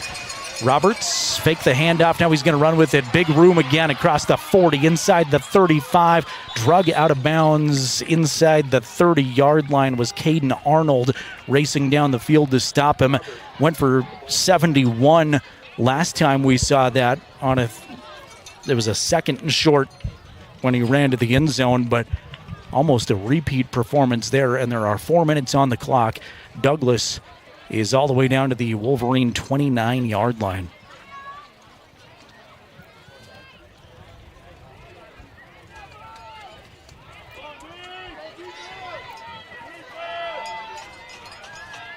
Colin in the gun, 2 in the backfield, 2 receivers to the right side for a moment. Now Tillard comes in motion. They'll give it to Archuleta. Archuleta is going to fight off a couple of would-be Wolverine tackers and plow forward for 8. Caden Liebrecht made the initial contact and again just kind of had to hold on to Carter. Finally brings him down. See Colton Peterson, offensive lineman for Douglas, hopping on one leg. Got banged up with some kind of a lower extremity issue, is going to stay in, though, at right tackle. Roberts under center, I formation for Douglas this time. They'll hand it to Archuleta. Second guy through. Archuleta off that right side will get a first down and some more. Is tackled at the 16. And it'll be 1st and 10 as the scoreboard's only 6-0. Douglas again in the red zone, but Douglas kind of imposing their will in the trenches and offensively on Riverton.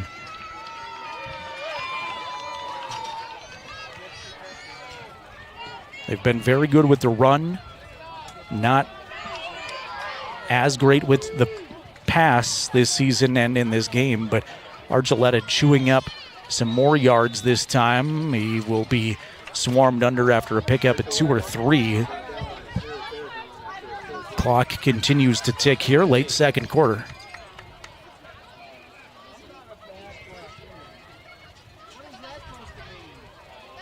Ball's at the 14, so 2nd down and 8 for the Bearcats.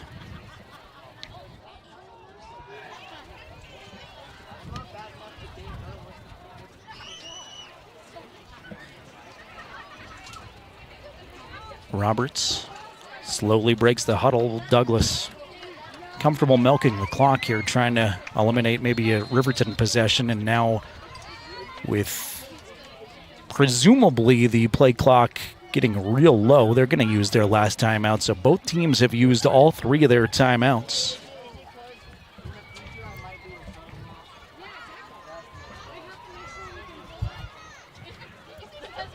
Check and see if we've got any new YO Preps updates for you.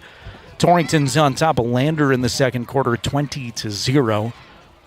Was real interested in how that ball game is going to go. Scott Fuller's got that for you on KOVE, 1330 AM, 107.7 FM, and the County 10 YouTube channel if you want to flip over there once in a while and check that out. He just texted me they've reached the half there at Bill Bush Memorial Stadium. So Trailblazers' first ever Conference 3A East game on top of Lander, 20-0.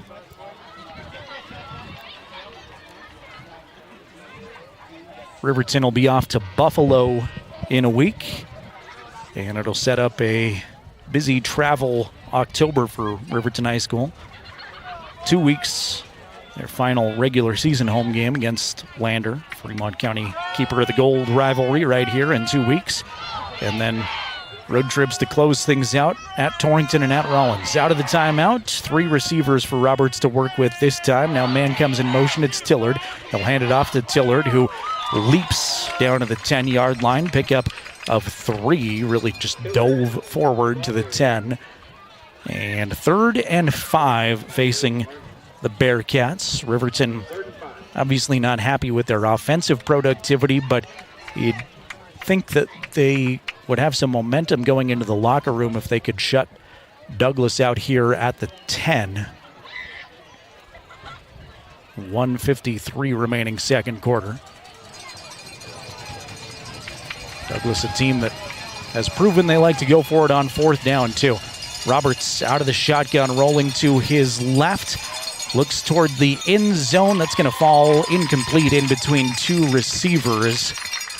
He had eyes on both Jarrett Jones and Karsten Filio, and it fell right in between them. I'm not sure which receiver that Roberts wanted most there, but either way it works out for Riverton. Going dark again on the screen there. Lighting, man. You're our lighting director now, Jason, too.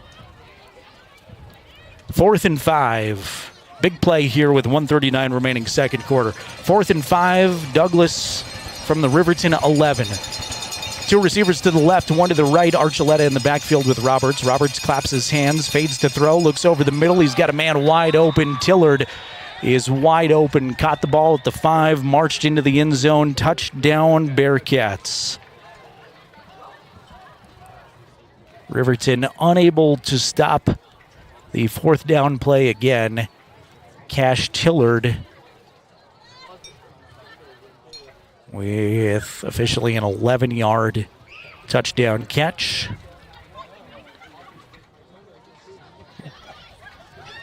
Riverton blocked the extra point last time, so we'll see what happens here. They're going to go for 2. 2 to the left, 1 to the right, 2 in the backfield for Roberts. High snap fielded nicely by Roberts, rolling to his right, looking over the middle. It is caught by Tillard again in motion, and the 2-point conversion is good. Well, it worked the first time to Cash Tillard, the senior wide receiver, speedy 5'9" player in his final season at Douglas High School, so they go right back to him on the 2-point conversion, and he punches it into the end zone. And we adjust the Fremont Chevrolet scoreboard. Douglas 14, Riverton 0.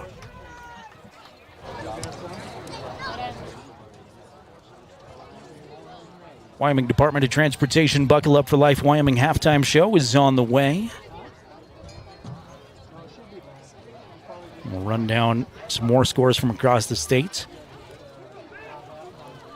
Full disclosure, was out of town at the beginning of the week, so I didn't get my normal halftime interviews done, but we will update you on some other things going on and run down the Riverton High School weekend for you, too. A lot of teams are out of county for different events. And we'll show you a little bit of the RHS marching band again at halftime.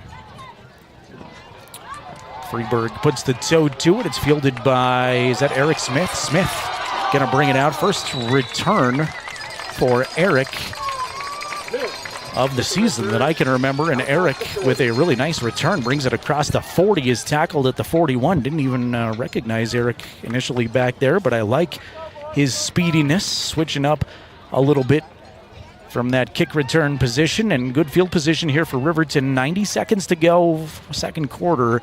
Riverton out of timeouts. Douglas is 2 for that matter. Both teams liberally taking their timeouts. Gattenbein sets his feet, throws to the outside. There's Eric Smith again. Gattenbein's pass complete to Peyton Larson. Pushed out at the 48-yard line, is tackled by Payson Hollingsworth. So only 5 seconds elapsed on that play, and it is 2nd and 3 from Riverton zone 48. Back up, I want to correct myself. That was Peyton Larson. Peyton Larson there. Peyton, of course, had the interception. Unfortunately, fumble at the 5-yard line that turned into a touchback. And here's a tipped ball that is nearly intercepted by a Douglas Bearcat. It did hit the ground. Devlin Cowan, defensive lineman, got on his knees to try to gather it in and couldn't bring it down.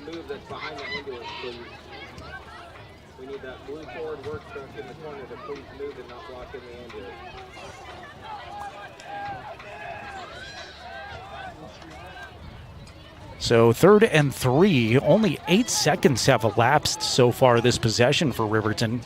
And Gattenbein's going to try to run it this time up the middle. Gattenbein's going to be stopped short of the first down marker down to the 50. And we'll see what Coach Lenhart opts to do. With the clock now ticking, I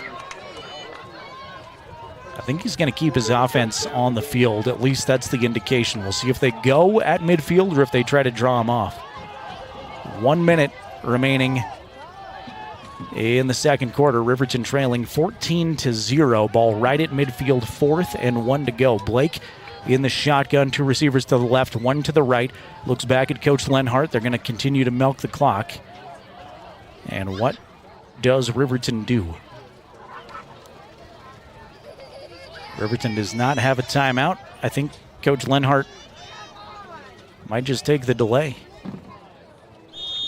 There's the flag from the back judge. They'll back him up 5, and Riverton will punt with 29 seconds remaining.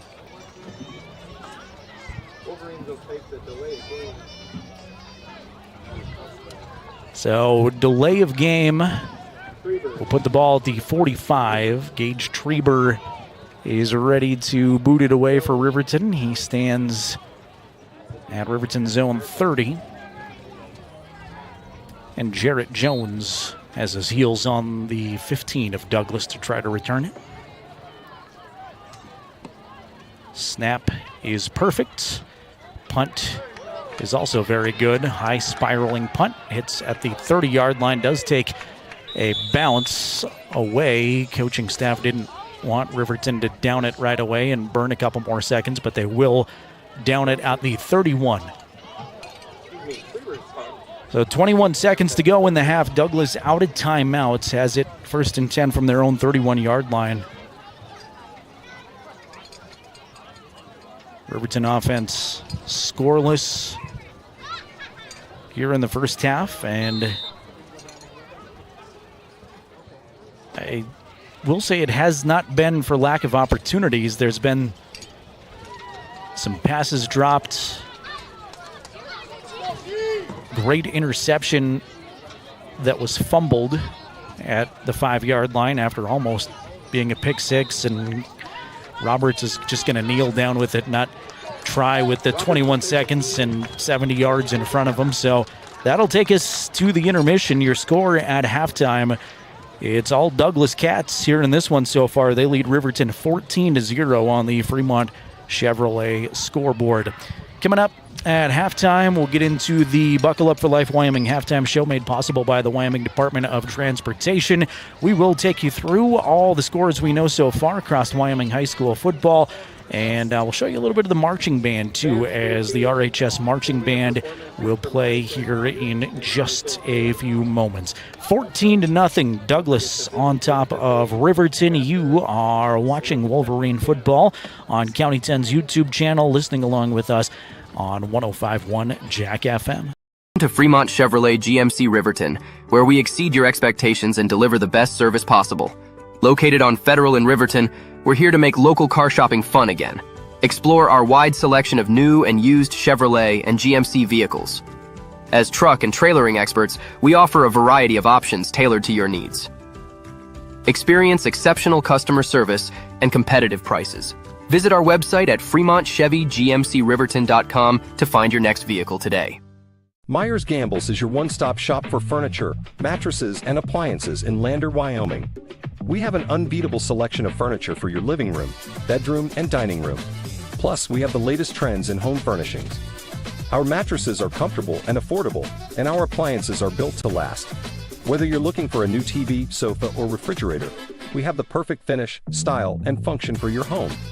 Visit us at 420 Main Street in Lander, or check out our website, landergambles.com. Today. Porter's Mountain View Supply, your local experts in fire and water. We got everything you need for new installs to accessories, and don't forget our great selection of stoves, grills, and spas. We've been serving Wyoming for over 40 years, so you know you can trust us for quality products and expert service. Visit portersmvs.com or stop by our Riverton or Casper locations today. Porter's Mountain View Supply, located on 750 East Sunset Drive in Riverton.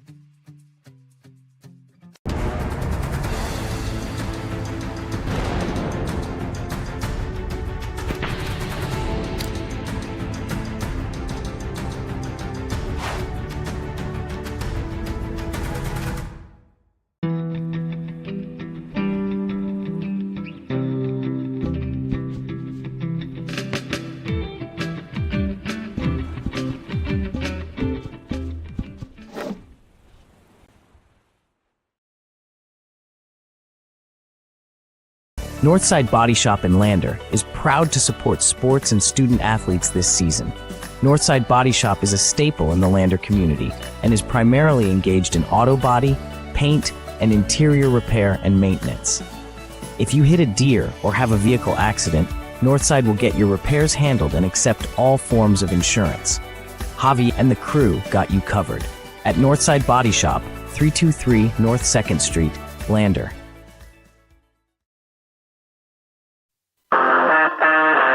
Broadcasting across the Rendezvous City, Riverton football is on 105.1 Jack FM. Not the first half. Riverton fans were looking for Wolverines trail Douglas 14-0 at the intermission. Welcome you into the Buckle Up for Life Wyoming halftime show, made possible by the Wyoming Department of Transportation. We thank them for their continued support. They convey a very simple message. It's easy. Seatbelts save lives. No matter how short or how far your trip is across Wyoming, we all travel a lot. Seatbelts are statistically known to save lives, prevent serious injuries. So if you're driving right now, please fasten that seatbelt. Make sure everybody in your vehicle is buckled up at all times. Well, how we got here, it was scoreless at the end of the first quarter. At the 8:49 mark of the second quarter, a 71-yard Colin Roberts run to the end zone would put Douglas on the scoreboard first, put him up 6-0 after the PAT was blocked. And then with 1:35 remaining in the second quarter, it was Cash Tillard catching an 11-yard pass from Colin Roberts. Roberts' third touchdown completion on the season. They went right back to Cash on the 2-point conversion. He caught it again, and it put Douglas up 14-0 here at the half. We are, by popular demand, going to show you the Riverton High School Marching Band here at halftime. We'll show you a few minutes of it. For our video audience, keep in mind we are also on the radio, so we cannot show you the entire thing. But for our radio audience, you will be hearing the sounds of the Riverton High School Marching Band under the direction of Andy Peaks. They've had a tribute to the Beatles at halftime the last couple of times, preparing for the state marching band competition coming up in mid-October. So as we send you to the halftime performance, Riverton High School Marching Band will remind you Douglas on top of Riverton 14-0 at halftime. Coming up on the other side of this performance, we'll update you on some scores from across Wyoming High School football, get you some Fremont County updates as well as some updates from 3A games. So I stall because the marching band is not quite playing yet. We mentioned Wind River knocked off Wyoming Indian yesterday in an all-county game, and unfortunately the Shoshone Wranglers came up a little bit short against the Grable Buffs. An early game that kicked off at 2 o'clock this afternoon was 26-21 Grable over Shoshone from Shoshone High School. So that's what we know so far. Also at halftime, Lander trailing Torrington in a 3A East matchup 20-0. At the Riverton Spirit Squad performing at halftime, and now again under the direction of Andy Peaks, the Riverton High School Marching Band on 105.1 Jack FM and County10.com.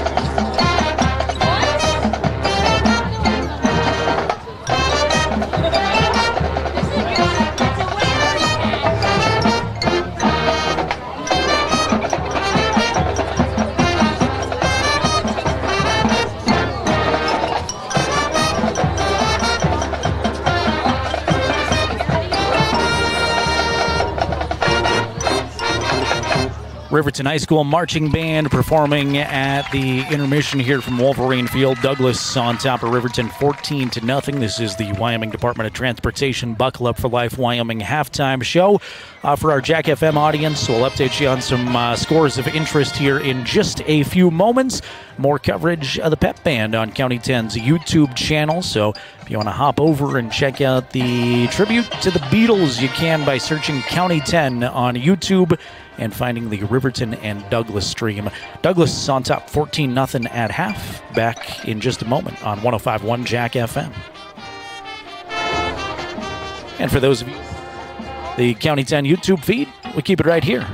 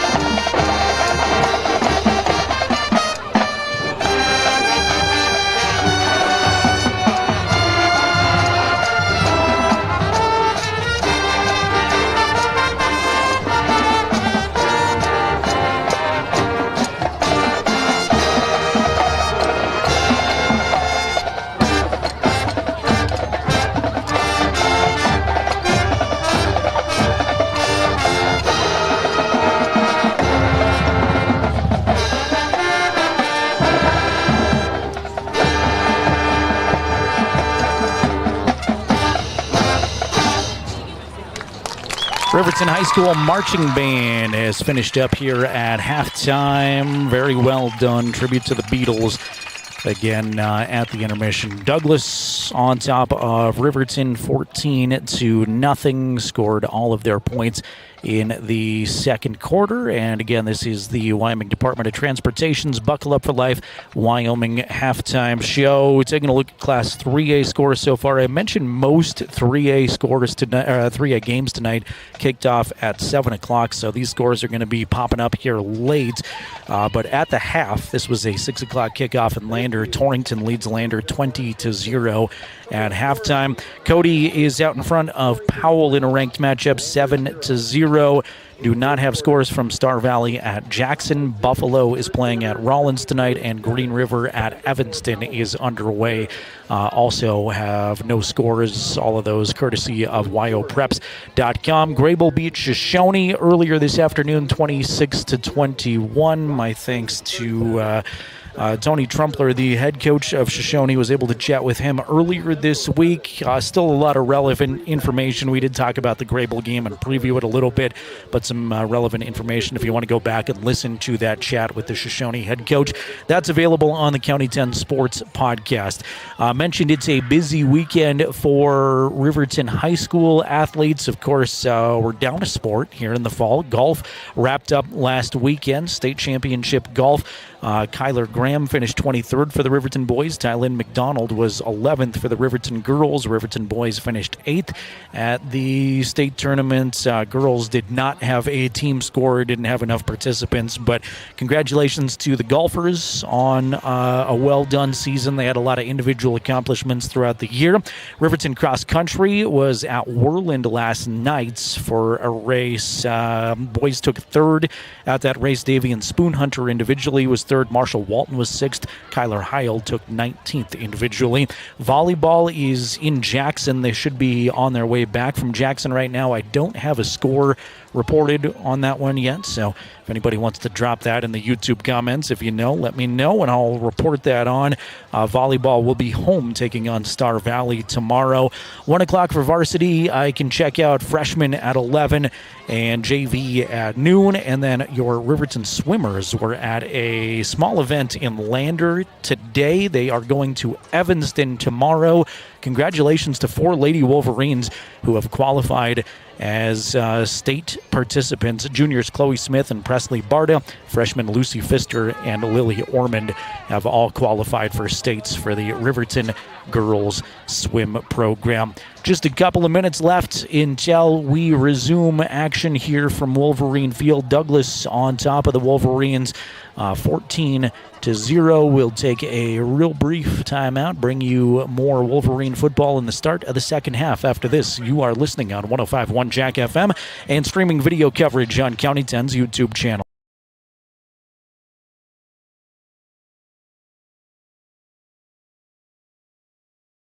Who is RE/MAX All-Star Realtors? We're a professional real estate agency where your success is our priority. Whether you're looking to buy, sell, or invest, we're here to guide you every step of the way. With unmatched professionalism and a track record of delivering results, we're your trusted partners in real estate. Your success is our top priority. Find your perfect property with RE/MAX All-Star Realtors. Contact us at 307-856-7827 or visit remaxriverton.com. At Redden Kane & Associates CPAs, we serve clients across Fremont County and beyond with top-tier accounting services. From individual taxes to business consulting, our creative and precise team offers tax management, estate planning, and more. You'll find us engaged and meticulous to ensure each client gets personalized guidance. Visit rivertoncpa.com to learn more about our services and how we can help you achieve financial success. Halftime coverage is made possible by the Wyoming Department of Transportation, reminding you to buckle up every trip, every time.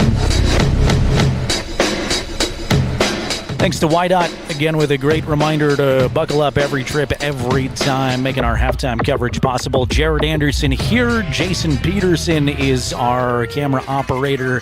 the star of the show, Jason Peterson, here from Wolverine Field. We're thrilled you could join us wherever you're watching. We're getting some great YouTube chat comments tonight. I want to say hello to Dr. Randall Peterson checking in Miami tonight. I don't know that I've had a Florida viewer on the season, maybe even in the couple of years I've been doing this. So thank you to Dr. Peterson. So we're on tonight in Hawaii. We're on in Miami. That's about as far apart in the United States as you can get. So thanks to everybody for being here.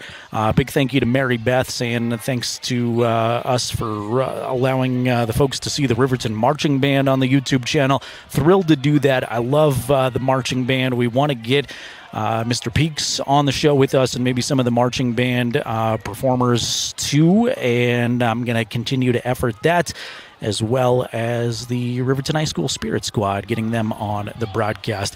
14-0, Douglas on top of Riverton at the break. It will be RHS football here to start the second half. A short kick going to bounce at the 20-yard line. This is scooped up by Peyton Larson back deep. Larson tries to dance around in the backfield. Now he's going to be swarmed under and is tackled. That's actually Eric Smith again. Smith had a nice return out to the 40 last time. Not quite as good this time. He didn't have a lot of room to compete with, and he will be tackled at Riverton's own 20-yard line. So that's where we start. Riverton 1st and 10 from their own 20. Blake Gattenbein has thrown the football well, in large part. Hasn't connected with his receivers as often as he would like, though. 2 in the backfield for Riverton. Blake's going to run with it this time. He's got blockers in front, out across the 25, dives forward to the 27. Nice first down pickup of 6.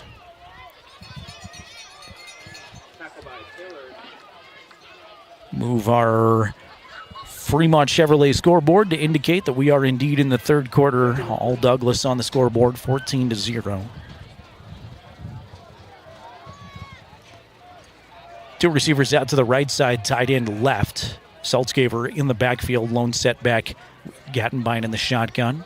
Dane Cox comes in motion, lead blocking back for Riverton. Gattenbein had a step, lost his feet, and will be smothered at the 28. So gain of 1 will make this a 3rd and 3.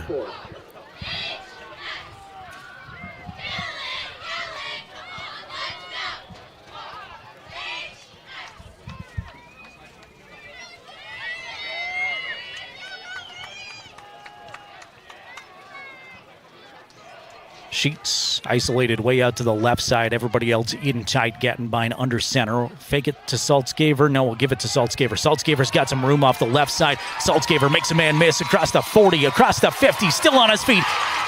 Drugged down finally inside of the 40-yard line. Hunter Saltzgaver with a big burst of speed. First down, Wolverines, and a whole lot more. Blake did a great job, I feel like, selling it. He handed it off, but he did a great job selling that he had the football rolling the opposite direction. They're going to say Saltzgaver stepped out of bounds a little bit earlier than I had him. Still into Douglas territory, but the ball is marked at the 47-yard line. So I gave him about 10 more than he actually got before he stepped out, I guess. 1st and 10 for Riverton. Blake under center. Full backfield for Riverton. Give it to Saltzgaver. He is stood up and driven backward. Fired up in the play is Kyler Dowse. Dowse, a junior linebacker. We're used to Archuleta there from the linebacker spot, but Dowse that time in there with a strong tackle, driving Hunter backward. 2nd and 12 as the football rests at the Douglas 49.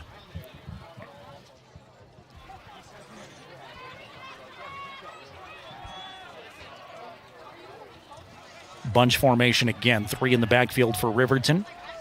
2 receivers, 1 in the slot to the left. Fake it one way. Give it to Braden Martin this time. Martin with his first carry off left tackle. Has some yardage. Pickup of 5 or 6. Will bring up a 3rd and medium. He's tackled at the 44-yard line. See exactly where they spot it. They'll call that 3rd and 6. Still 9:20 to play third quarter, but feels like a big play here for the Wolverines to try to keep this drive going and not have to make a fourth down consideration. Trips to the right side. Blake in the shotgun. Cox comes in motion left to right now. Sets up on the right side. Faked the handoff. Wanted Cox. Did he catch it? He did. Wow, what a snag by Dane Cox. Delayed reaction from the crowd because I don't know how many people on this side saw the football. Oh, now they're going to say incomplete. Oh, let me see if I can catch that on the replay. Dane Cox snagged it with his right hand out of the air, and it bounced on the turf on the way down. Did not secure it all the way down. That, unfortunately for Riverton, is the right call.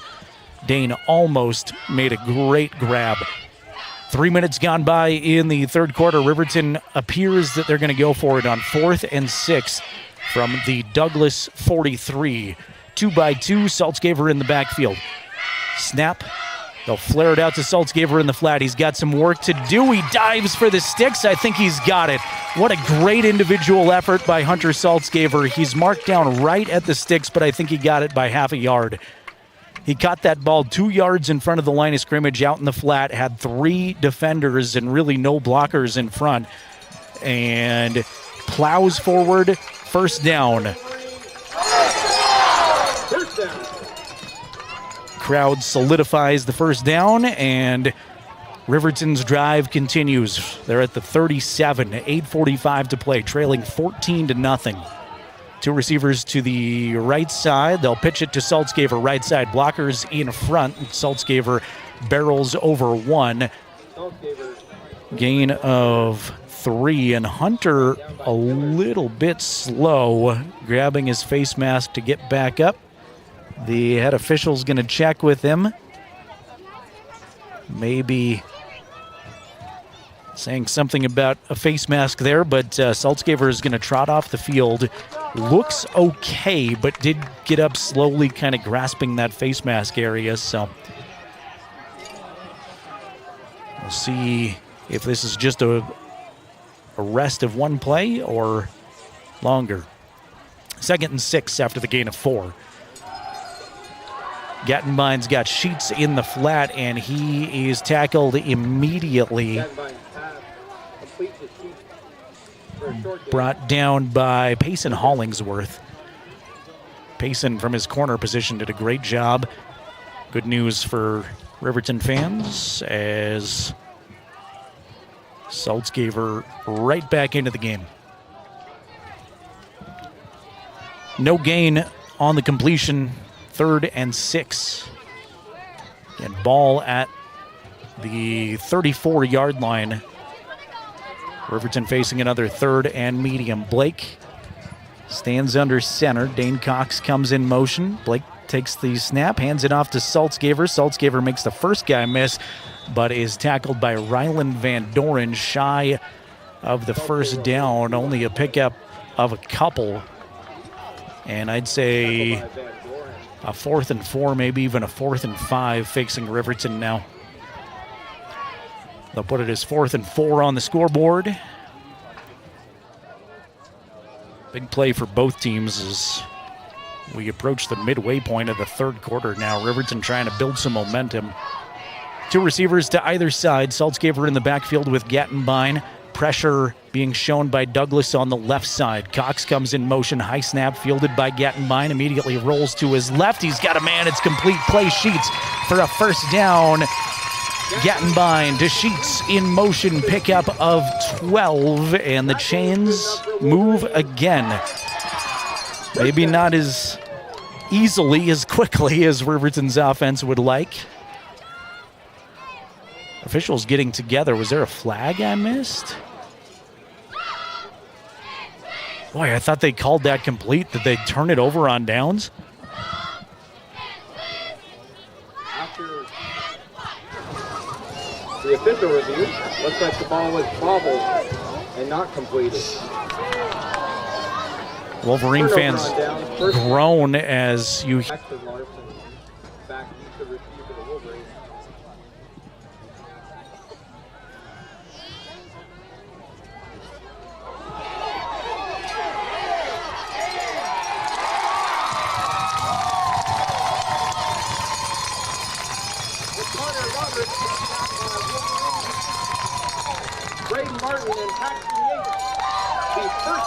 Welcome you back to Wolverine Field. Apologies, a power bump here has sent us scrambling, so sincere apologies. We are reconnected, I believe, both on 105.1 Jack FM and our YouTube channel. Thank you for hanging in there with us. Great news for Wolverine fans. They go 3 and out, defensively force Douglas to punt, and then I believe it was a bobbled snap. I was trying to reconnect equipment.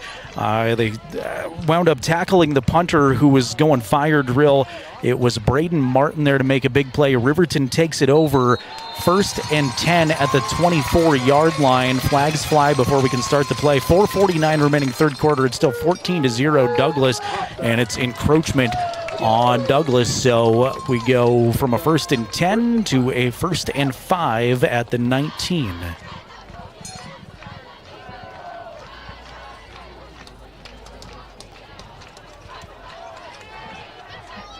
Feel free to let us know in the chat if we're still having some problems. Another flag flies in before we can start this play. 4:49 still on the clock. We have illegal procedure now. So Riverton gains 5, and they give it right back to the Bearcats.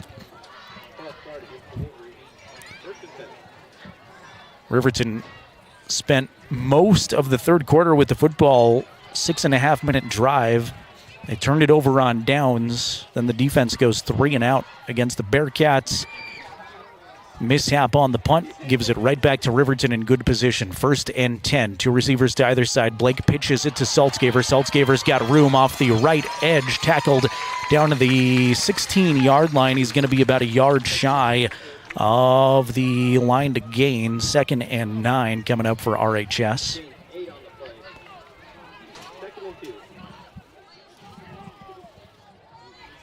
Gattenbein in the shotgun. Saltzgaver with him in the backfield. 2 receivers again to either side.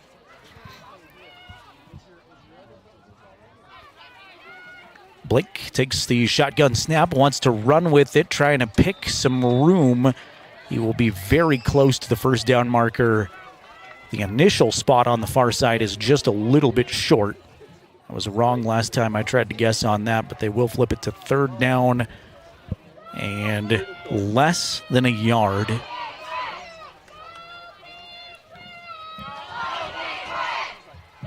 Riverton has quarterback sneaked it very successfully in these situations, but I'd argue they haven't gone against the defensive line like Douglas either. Blake's going to quarterback sneak it. He's got plenty. He's got maybe 4 on a quarterback sneak down to the 10-yard line.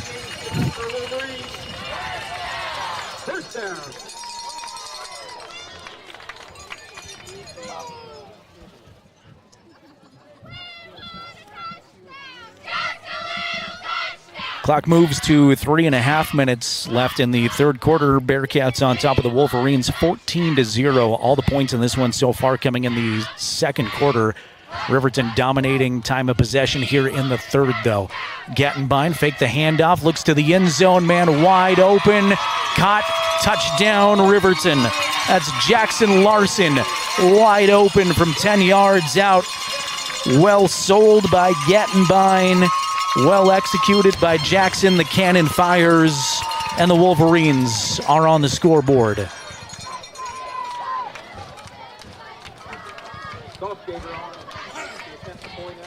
Hunter Saltzgaver will come on to attempt the PAT out of the hold of quarterback Blake Gattenbein. Snap is good, hold is good, kick is good, and your Fremont Chevrolet scoreboard goes Riverton 7, Douglas 14.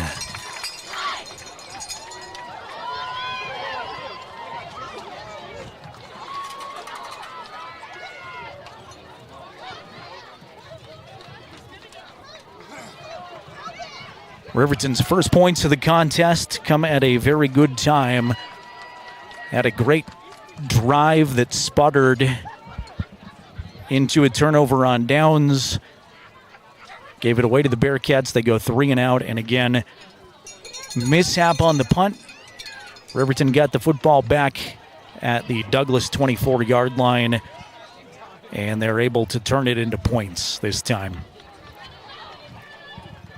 Continuing to fight through our recovery from our power bump, so apologize for this broadcaster's distractions.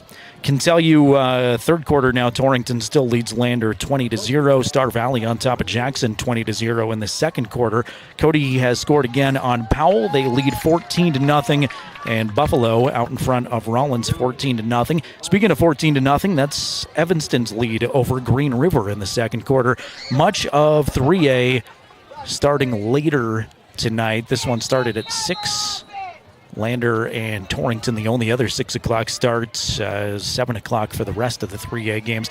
Saltzgaver puts a strong leg to it, bounces in the middle of the end zone, and it's a touchback. I like these intelligent Riverton fans who applaud the strong kick from Hunter Saltzgaver. That is a big weapon to have to pin your opponent pretty reliably at their own 20-yard line. Give a big shout-out to Rick and Kristen checking in Delaware, announcing they're about 5,000 miles away from Jonathan in Hawaii. So we had Jonathan checking in Hawaii, Rick and Kristen in Delaware, and we had Randall in Miami. We've got almost all the corners of the United States mapped out here. We need somebody in Maine, maybe the Pacific Northwest somewhere. That'd be great. 3:17 to go. First and 10 from the 20-yard line. Give it to Carter Archuleta. Archuleta bounces it off the right side. He was stood up and then plows forward for 5 yards. Excellent job of keeping his legs churning. I know I'm supposed to be a Riverton fan, and I am, but it is fun to watch a guy as talented as Carter Archuleta. Hard to believe, all-time leading tackler at Douglas High School, setting that record after his junior year. And he's got plenty of tackles already this year to pad that mark.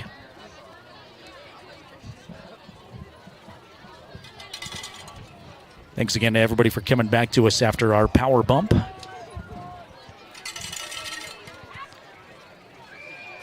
Brief stoppage.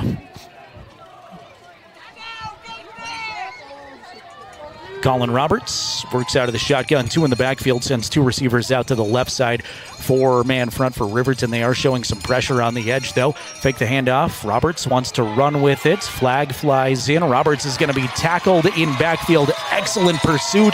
Excellent wrap-up. Caden Arnold will check the flag. Either way, give Caden Arnold a big pat on the back for an outstanding defensive effort. It's a hold on Douglas, so it's going to stand. And this is a different Riverton ball club this quarter than we saw in the first half. They are fired up. They look a little desperate, rightfully so. Flying around to the football defensively.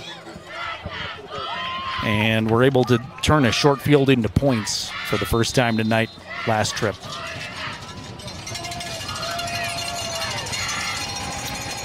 Ball placed at Douglas's own 19-yard line, 2:05 to go, third quarter. Roberts works out of the shotgun, bootleg out to the right side, had a man open for a second, and then a great defensive play by a Wolverine to knock it away, trying to identify the number on the far side.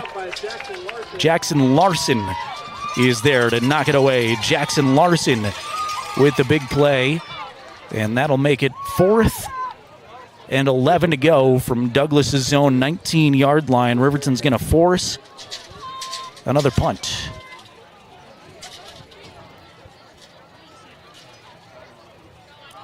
There's an injured player being tended to for the Bearcats, judging by the training staff reaction. Looks like somebody cramping up on the far side over there. That is the talented Cash Tillard, who gets a round of applause as he makes his way to the bench.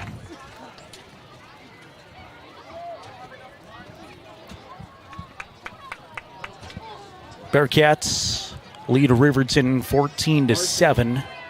Forced to punt. Roberts is back there to punt it this time. It is a high end-over-end kick that's fielded on a fair catch by Jackson Larson at his own 47. So solid field position again for Riverton. Kudos to the Riverton defense for really stepping up here in the third quarter, forcing back-to-back 3-and-outs.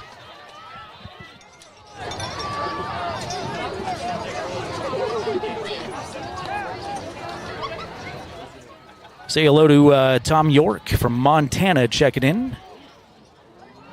Cheering on Paul York and Braden Martin. Big Sky Country represented on County 10's YouTube channel tonight. Thank you for being here. Give the handoff to Saltzgaver, who's driven backward. Archuleta is there, and it was Ryland Van Doren, the junior defensive lineman, that gets most of the credit for that tackle. Loss of 3. Don't see Saltzgaver driven backward that quickly very often, but he is this time. Riverton goes 2-by-2. Saltzgaver in the backfield. Blake in the shotgun. 4-man front again by the Bearcats.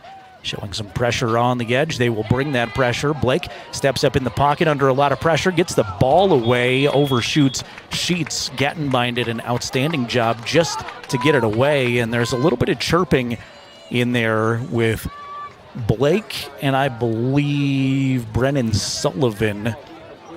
They just kind of bounce up, fired up at one another, and that is football. 3rd and long for Riverton, though. 3rd and 12 from their own 44. 4 receivers, even on both sides. Saltzgaver in the backfield. Blake well protected, flares it out, has a man on the right side. Peyton Larson has another reception. Not going to be enough for the first down, but will make 4th down more manageable should Riverton force the issue here. He is across midfield to the 46, and it's 4th and 4. Riverton hurries up to the line of scrimmage to indicate they're going to go for it. Blake in the gun will get the defenders to jump. Well executed by Blake Gattenbein. We talked before a 0 week. Blake told me he was a big Denver Broncos fan. In that Powell 0 week game, he had a cadence at the line of scrimmage that I swear looked exactly like Peyton Manning. And I know Blake might not be as old as me, may remember the Peyton Manning years, but I know he's for sure not as old as me. But I think there's some Peyton Manning influence in there, and he gets him to jump again. 2-by-2 again for Riverton. Saltzgaver in the backfield, and now a Riverton receiver in motion. Peyton Larson on the right side came out of the stance a little bit early. False starts.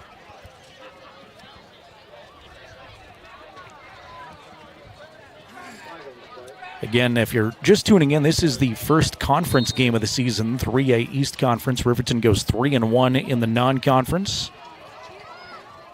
Games mean a whole lot more here in 3A East play for playoff seeding. Blake out of the gun, wants to throw, goes right back to the right side. Peyton Larson this time will haul it in and make up that false start penalty, plus a couple. He's got a gain of 7 before he's forced out of bounds.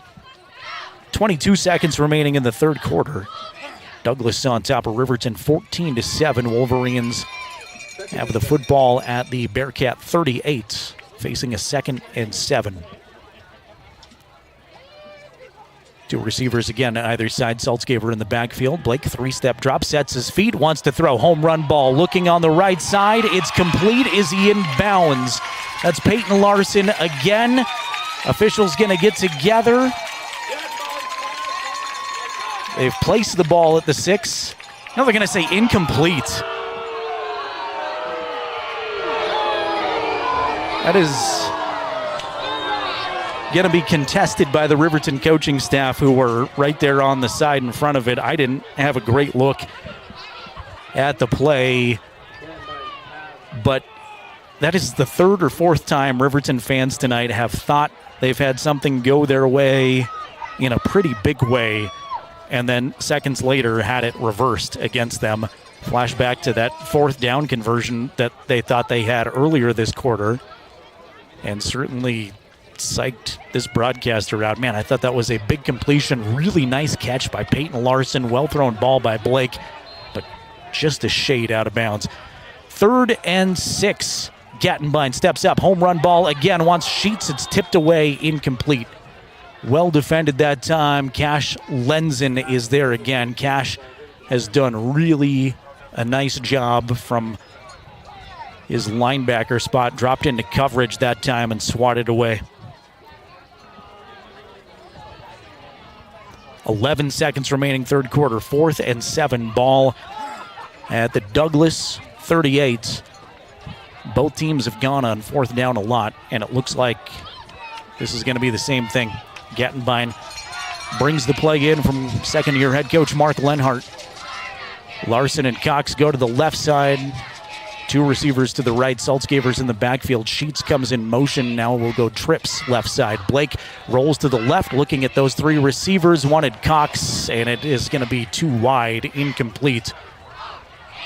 Dane had some room out there, but pass was too wide.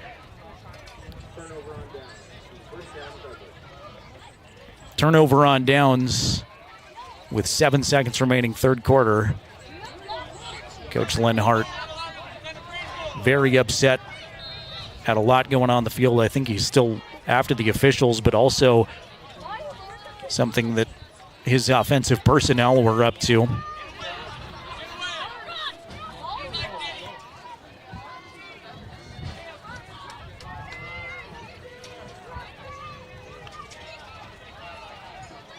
Two in the backfield for Roberts. Could be the last play of the third quarter.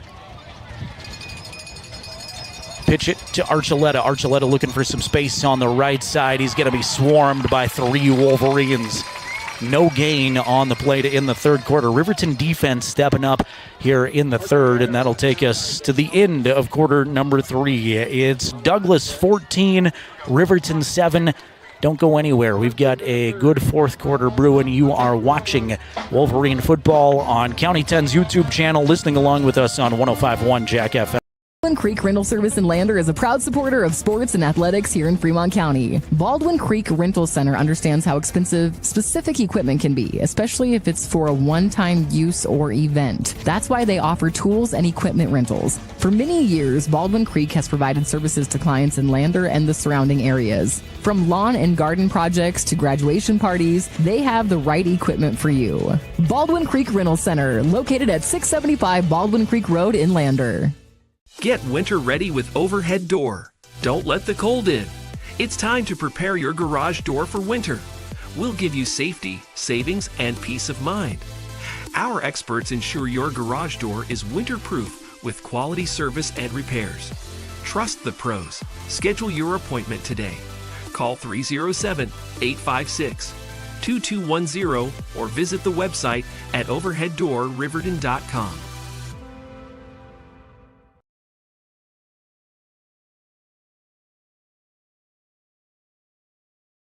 It's a Friday tradition. Wolverine football is on the air. Here's the voice of Riverton Sports, Jared Anderson. Friday night, Riverton High School, and an interesting fourth quarter coming up. 12 minutes on the clock. Riverton trailing Douglas 14-7 as we begin 3A East Conference play. Bearcat football, 2nd and 10 from their own 38-yard line as we flip sides. Roberts again works out of the shotgun, 2 in the backfield with him. Fake it to Archuleta, now rolling to his left, plants his feet, looking back across the middle. Dangerous throw, knocked away, incomplete. Caden Arnold, again, good defensive pressure. And I think Clay Sheets back there from his secondary spot as well, making a play.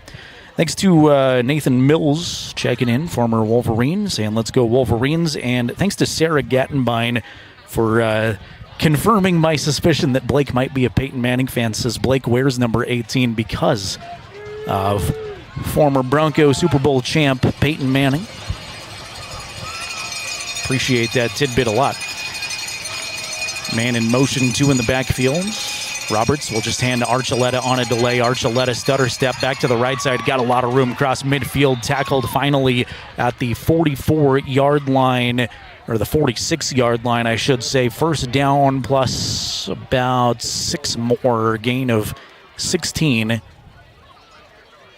And the chains move for Douglas as we are just underway here in the fourth quarter. Douglas in Riverton territory at the 45.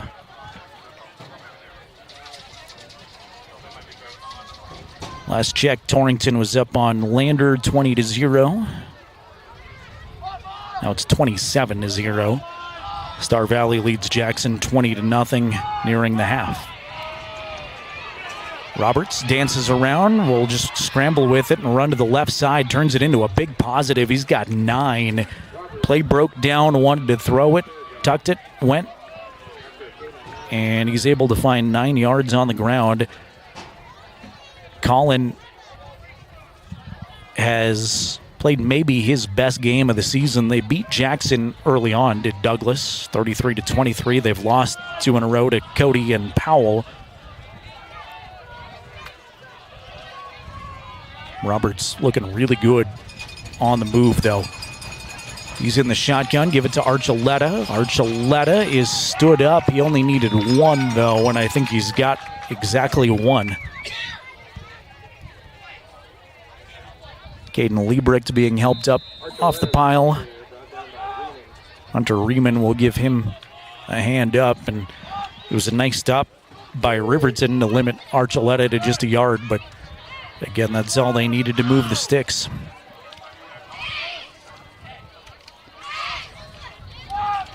Good Wolverine crowd again here on the home side. I know you can't see that on your video screen, but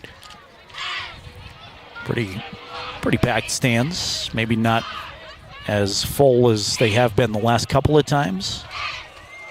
It was 86 degrees at kickoff. We've cooled off to the low 70s tonight, but just a beautiful evening from Riverton. 2-by-1 is the set. They'll give it to Archuleta. He has nothing doing this time. A wall of defenders for Riverton. He actually does squirt forward for a couple of yards there after it looked like he was stood up. Like I said, Archuleta is the kind of guy that fakes you out like he's completely stopped and falls forward. And what I thought was going to be no gain is now 2nd and 8. As the clock continues to move, and so does Douglas offensively. Riverton trailing by 7 with 9.5 minutes remaining.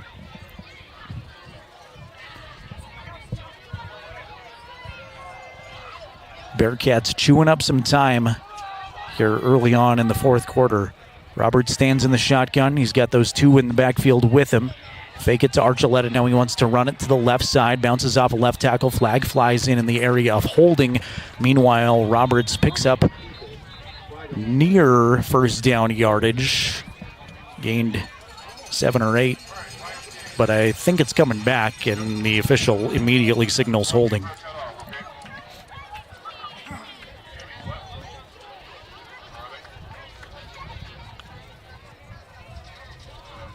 So negate the Colin Roberts run, and we will back the football all the way up to the 41. Drew Hodges turned to be upset there on the far side. First-year head coach for Douglas. Again, replacing Jay Rhodes. What a 18-year career Jay had at Douglas High School. 7 title appearances, 3 championships. 08, 09, 2010, 3 in a row for Douglas. Then a football power for a while. On the jet sweep, they'll give it to Cash Lenzen. Lenzen has some positive yardage as he turns it upfield vertically. Is corralled by Riemann and Daniel Clausen. There is a flag in the middle of the field, and it's going to go against Douglas too. It was a gain of about 3 or 4, but that flag flew in kind of right in the middle of everybody.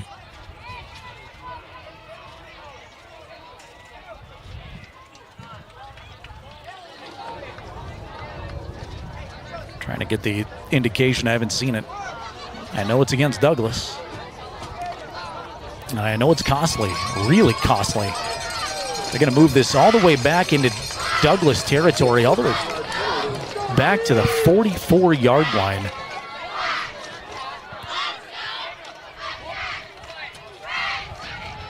This is second down in forever. Second down and 26. Roberts, three-step drop, lot of time looking over the middle for a home run ball. Has a guy with a step that he overshoots, Jarrett Jones. Jones had a step on his corner, single coverage out there, and he was just overthrown. So third down and 26. 8 minutes, 46 seconds remaining in the ball game. Riverton trails by a touchdown, 14-7 on the Fremont Chevrolet scoreboard.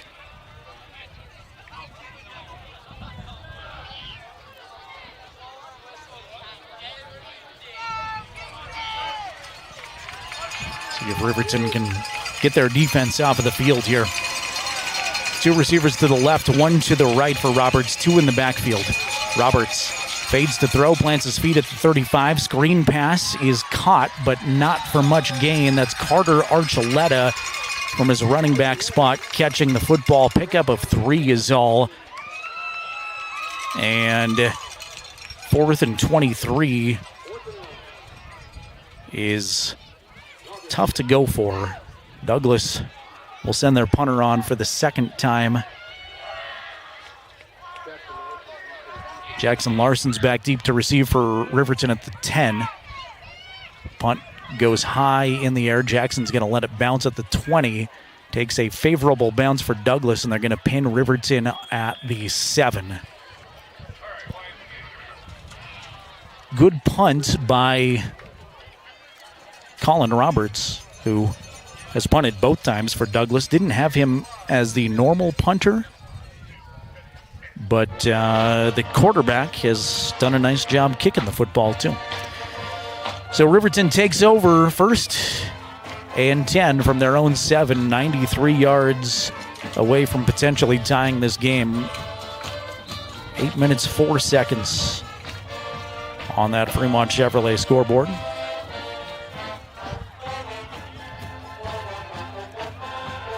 Tight formation for Riverton. 22 personnel. They'll hand it to the second guy through on the ground. That's Jackson Larson. Apologize for the hesitation. Didn't catch Jackson in the backfield there. He picks up 11 yards, though, right up the middle, all the way out to the 20-yard line. First down, Riverton. 1st and 10 from the 20. So great job on the run there by that stout Wolverine offensive line and Jackson Larson. RHS offensive line, Caden Liebrecht, Ryan Cox, Daniel Clausen, Aiden Sanchez, Tyree Harris.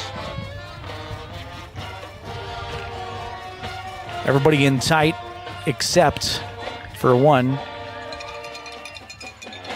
That's Sheets way out to the left side. They'll give it to Saltzgaver. Hunter barrels forward off the right side for 8 or 9 on first down.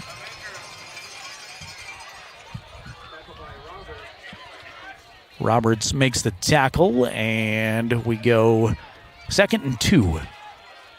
Gattenbein hurries to the shotgun. 2 receivers to either side, slaps his hands, and then checks the Riverton coaching staff. Take the shotgun snap, fade to throw, looking over the middle for Sheets. Sheets has a step. It's caught at the 50-yard line. He is hammered by Colin Roberts, hangs on to the football. Big completion. Gattenbein to Clay Sheets down to the Douglas 47. Riverton hurrying up a little bit here with 2 receivers to either side. Blake fades to throw, plants at the 45, steps up, wants it over the middle again. It's caught by Jackson Larson. What a catch all the way to the end zone. Touchdown, Wolverines.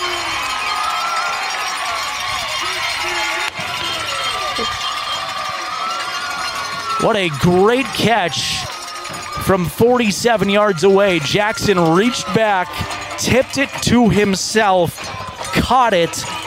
The longest play for the Riverton offense all season. 47 yards. Gattenbein to Larson. Saltzgaver's on for the potential game-tying point after touchdown. Hold is down. Kick is off the right upright. No good. It was deflected. What a bubble burster after such a great play. 47-yard completion. And the PAT doinks off of the right upright. The trajectory was weird. I think somebody got a hand on it. Wow. A lot to unpack right there. 6:33 remaining fourth quarter. Jackson Larson with an outstanding catch. Blake threw that ball really well, but Jackson tipped it to himself. And that important extra point, I think somebody got a fingertip on it because it looked very strange. Doinked off of the right upright, and Riverton trails by a point. 14-13, Fremont Chevrolet scoreboard, but Riverton some momentum now. 6:33 on the clock. Hunter has got it teed up. 2 back deep with the Bearcats. Onside kick on the left side. Takes a big bounce, and it's hung on to by Douglas. What a gamble for Riverton. Onside kick is fielded by Ryland Van Doren.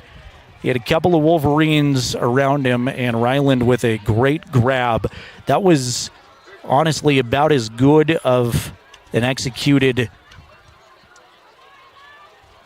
onside kick as you can get. It took a really nice second bounce, but Douglas is going to get the football at their own 46. So short field with 6:33 to play. Riverton defense obviously needs to come up big here.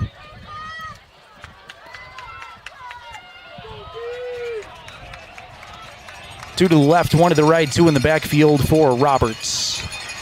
Roberts out of the shotgun. We'll give it to Archuleta. Archuleta is driven from behind. Daniel Clausen is there first and then swarmed under by a team of Wolverines, including Caden Liebrecht, Ryan Cox. Archuleta picks up 2, and the clock is moving. Both teams with the full arsenal of timeouts, by the way. As we've reached the halfway point of the fourth quarter. Douglas 14 and Riverton 13. Bearcat football 2nd and 9 from their own 47. Roberts rolling to his left, looking to turn it upfield now. He'll turn it into a positive. Picks up maybe 6 as he puts his head down and collides with somebody in that Riverton second level. That'll make it a much more manageable third down. They're in Wolverine territory at the 46. They'll hurry up to the line of scrimmage. Roberts goes under center. Looks like he wants to sneak it, and now he'll stand up and look at his coaching staff. 3rd and 2. Colin will back up to the shotgun. 2 in the backfield with him. Man comes in motion from right to left. Now he tucks it and goes. Quarterback sneak right up the middle. He's got 4. Needed a couple. Picks up 4. First down, Douglas. They move the sticks, and they continue to move the clock. 5 minutes remaining.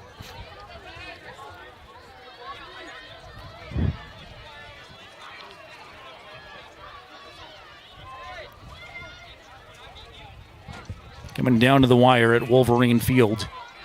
Still can't get over that 47-yard Jackson Larson great grab.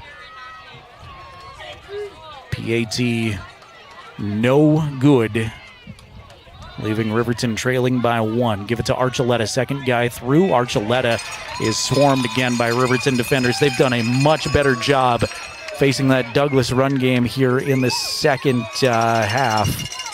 Dane Cox in there on the stop. Hunter Riemann with the big play. And once again, Peyton Larson flying around the football field. Both sides, too. He's made a couple of nice catches. Doing really good from his defensive side of the ball, too. 2nd down and 8 as we're at 4 minutes to go now. Douglas continues to try to run clock. 2 in the backfield. Roberts in the shotgun. Delayed handoff to Archuleta. Archuleta bounces off of a Wolverine. Moves forward for a gain of 1. 3:40 clock ticking, and 3rd and 7 coming up for Douglas. Coach Lenhart still not using any of his 3 timeouts. Riverton gets the football back with this 1-point deficit. Keep in mind they've got one of the best kickers in 3A football, and Hunter Saltzgaver has not had a lot of opportunities from long this season. His longest is 37. Riverton fans making a lot of noise here on 3rd down from the Riverton 39. Roberts rolling to his right, looking across the field, has it complete to Jarrett Jones. Jones has enough for a 1st down. He's inside of the 30 and corralled at the 26. 3rd down conversion deflates the Riverton fans. At least temporarily, he's going to be spotted at the 26.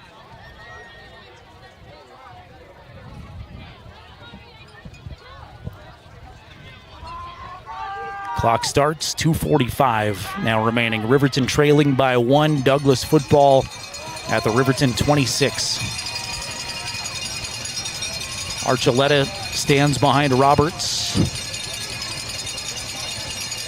The give is to Archuleta. Archuleta's got a big hole up the middle. He's inside the 10-yard line, tackled at about the 8. Another 1st down, and it's 1st and goal, Cats.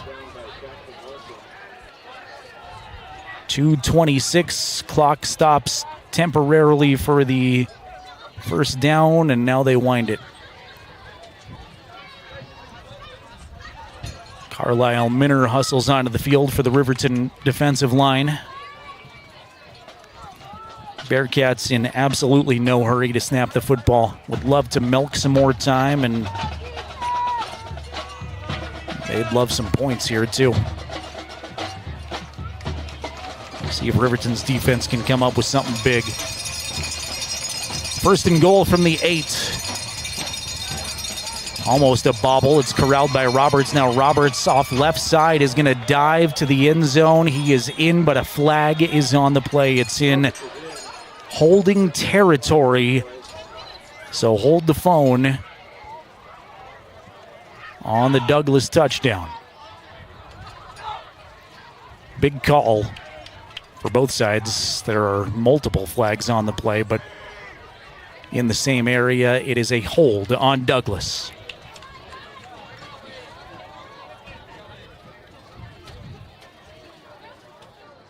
Holding.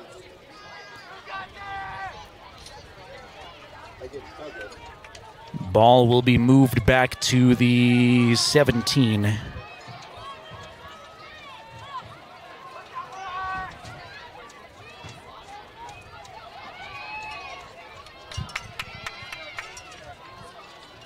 I try very hard to not be too much of a homer broadcaster, but a turnover sounds really good right now.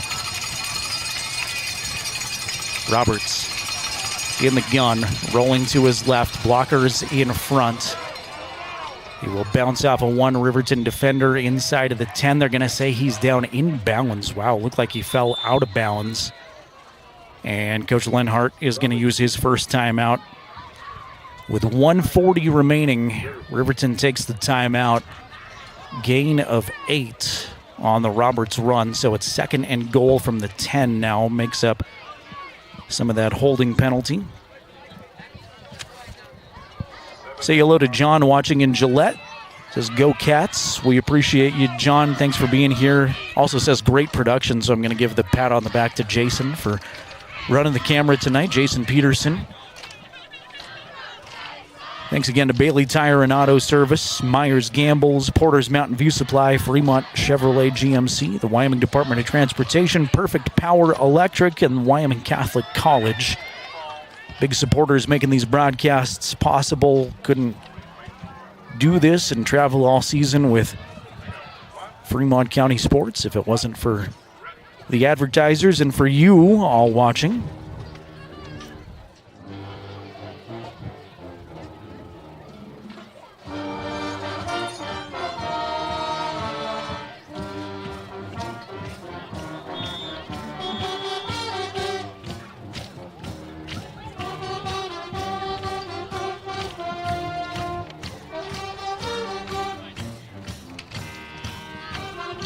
Reset the scene here out of the Riverton timeout. 1 minute, 40 seconds remaining in regulation. Douglas on top of Riverton, 14-13. It is 2nd and goal. Douglas football at the 10-yard line. Riverton's got 2 timeouts. Douglas has all 3. Colin Roberts in the shotgun, 2 in the backfield, 2 receivers to the right, 1 to the left.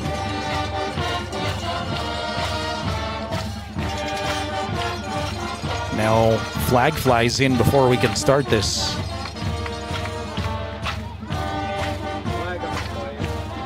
It's procedure against Douglas. False start. They're going to back this up 5 more yards.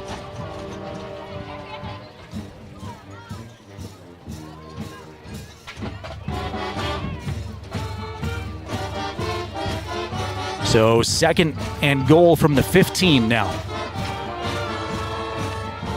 Roberts again with 3 receivers, 2 to the right side, 2 men in the backfield. Roberts runs to his right, looks like a designed quarterback keeper. Flag again. He's not going to go far. Great pursuit, Caden Arnold all the way across the field. Pushes him out, maybe a loss of a yard on Caden's effort. But let's check this flag. Riverton is being asked about the laundry, so it appears that this would be a Douglas penalty. It's a hold on the Bearcats. Holding against the Bearcats. What does Riverton want to do now? Is that play went backward, but you could obviously back him up further, but downs are big here too with only 2 timeouts and 1:33 remaining. They're going to decline the penalty. Torrington is knocked off Lander, by the way, 33-2, so Tigers with a safety. But that's it as far as points there. 1 minute, 33 seconds remaining in the ball game here. Riverton trails Douglas by 1, 14-13. It is 3rd down and goal at the 17. Roberts in the gun. 3 receivers again. Tillman comes in motion from right to left. Give it to Archuleta. Archuleta bouncing off would-be tacklers. Dives forward for the 10. He's going to be stopped at the 11. Archuleta brought down. Douglas again has not attempted a field goal all season. They are 3 of 5.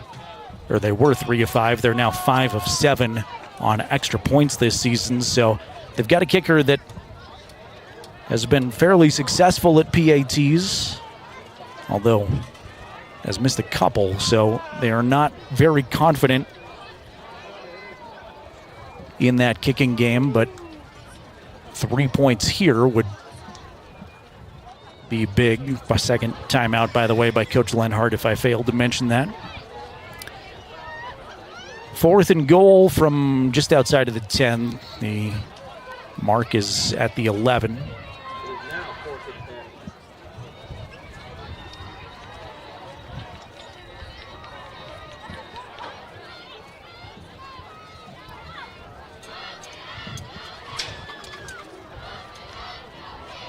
Interesting, hard-fought ball game, and I think you're going to get this a lot in the 3A East.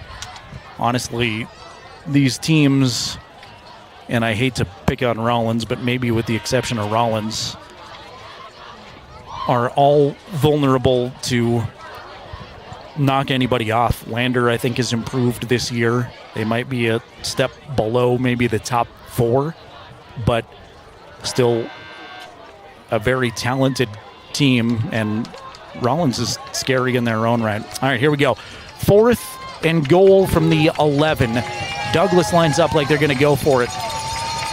1:28 remaining in the game. Roberts out of the shotgun. He's got 4 receivers. Roberts, it'll be a reverse. They're going to flip it to Jarrett Jones. Jones off the left side, ducks and weaves. He's close to the goal line. He is in. Riverton thought they stopped him short. Dove for the goal line. It was a reverse. First to Archuleta. Archuleta flips it back to Jones. Jones is in from 11 yards out on 4th down. And Riverton has a long way to go, but this is a pretty important extra point too with 1:19 remaining. Jason Freeberg on to attempt the PAT. It is going to bounce off the left upright. No good. So there's not a lot of time, but a breath of life for Riverton. PAT no good. Wolverines trail by 7, 20-13 with 1:19 remaining. Riverton just 1 timeout.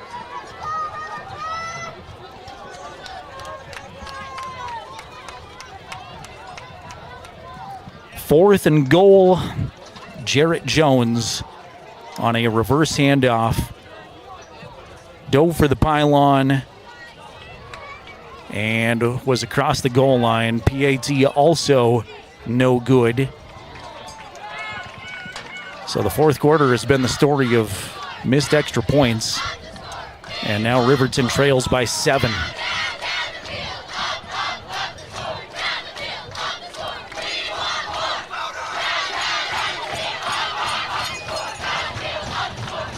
Give a pat on the back to these Riverton students, marching band, spirit squad,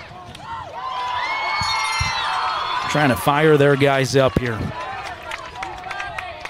Freeberg's got it on the tee. Sheets and Smith back deep to receive.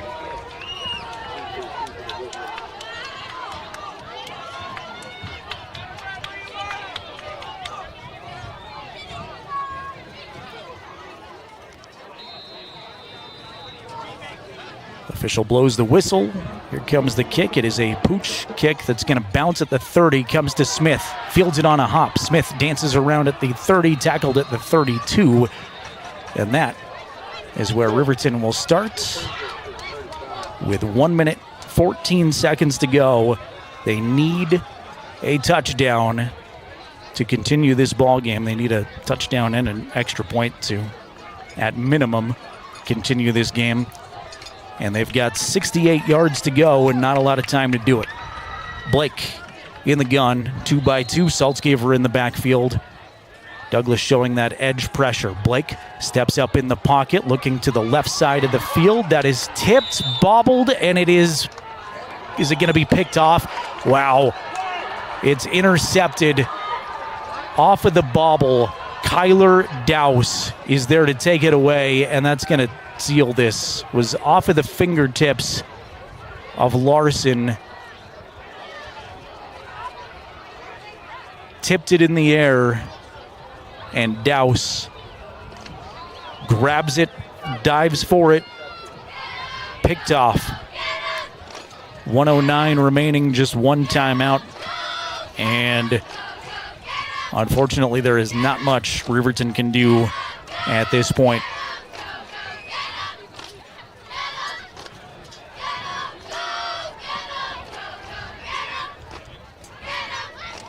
One minute, 9 seconds. And Roberts is in victory formation. Will kneel down. The clock runs. Riverton does not appear that they'll use that 1 timeout that they've got. And Riverton's going to start conference play 0-1. Now they will take that timeout. Well, pending anything crazy, it looks like Riverton will fall to 3-2 on the young season. Douglas will improve to 2-2 and start conference play 1-0 for the Bearcats. Riverton will start 0-1, and obviously a lot of football left. Feels a little deflating if you're Riverton. This is a Douglas team that Riverton felt like they missed some chances against on the road last year. And it's not an easy team to play at any point in time, but looking at it on paper, felt like Douglas has maybe lost a little bit defensively.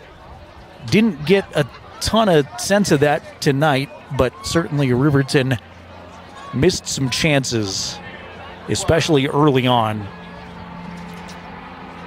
And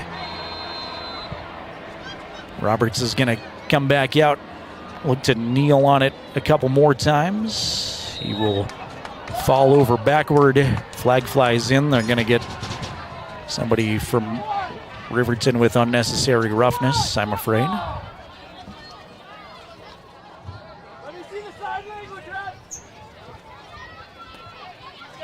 Riverton will be back at it a week from now at Buffalo. Another opportunity against a very quality 3A East opponent, and one of the teams that I still think belongs in that front-runner conversation. It is hard to say that 4 of the 6 3A East teams are front-runners, but I really believe that, and I think that as the season progresses, we're going to see a logjam of these teams just beating each other. But this one stings a little bit at home. It will be maybe not the most pleasant conversation with Mark Lenhart after this one, but expect to have him up here on the Bailey Tire and Auto postgame show. One more kneel down for Roberts, and that should do it.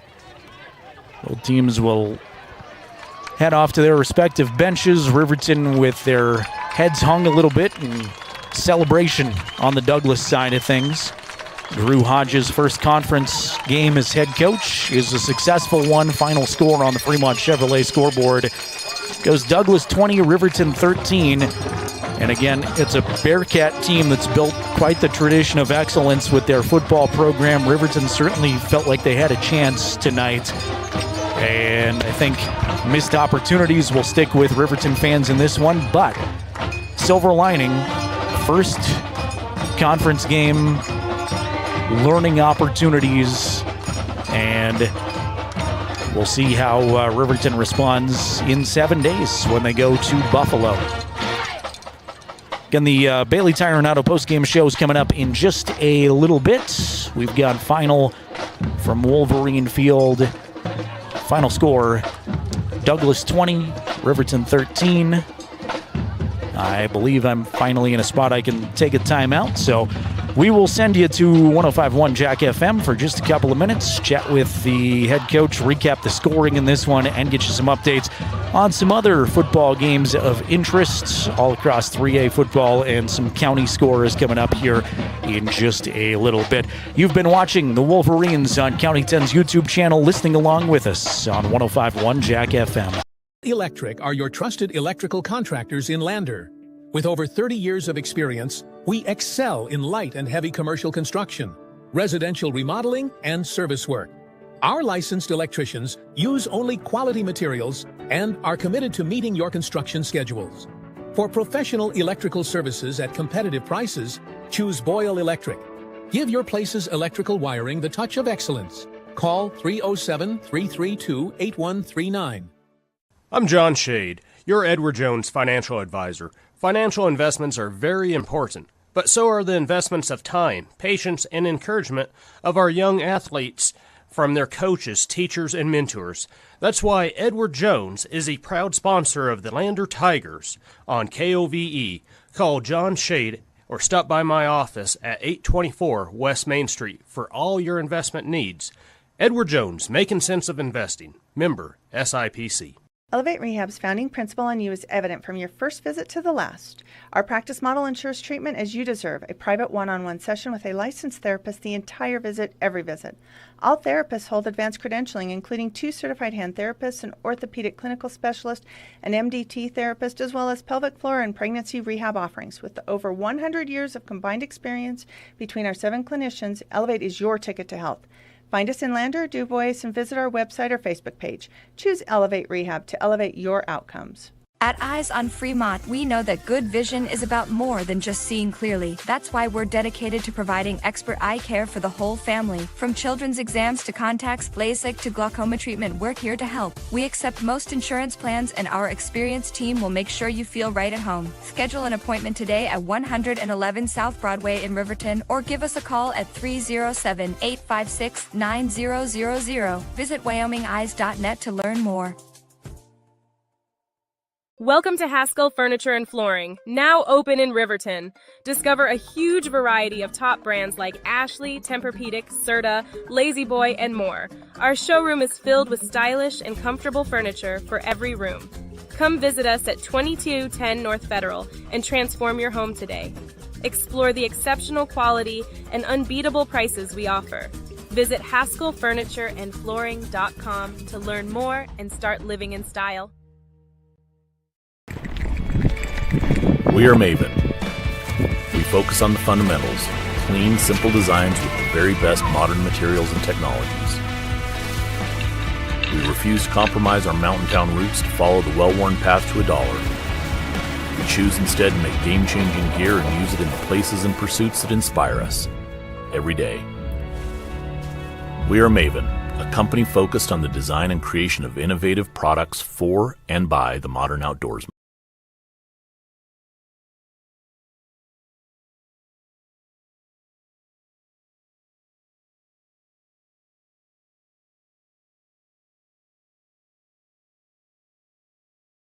This is the Bailey Tire and Auto Postgame Show.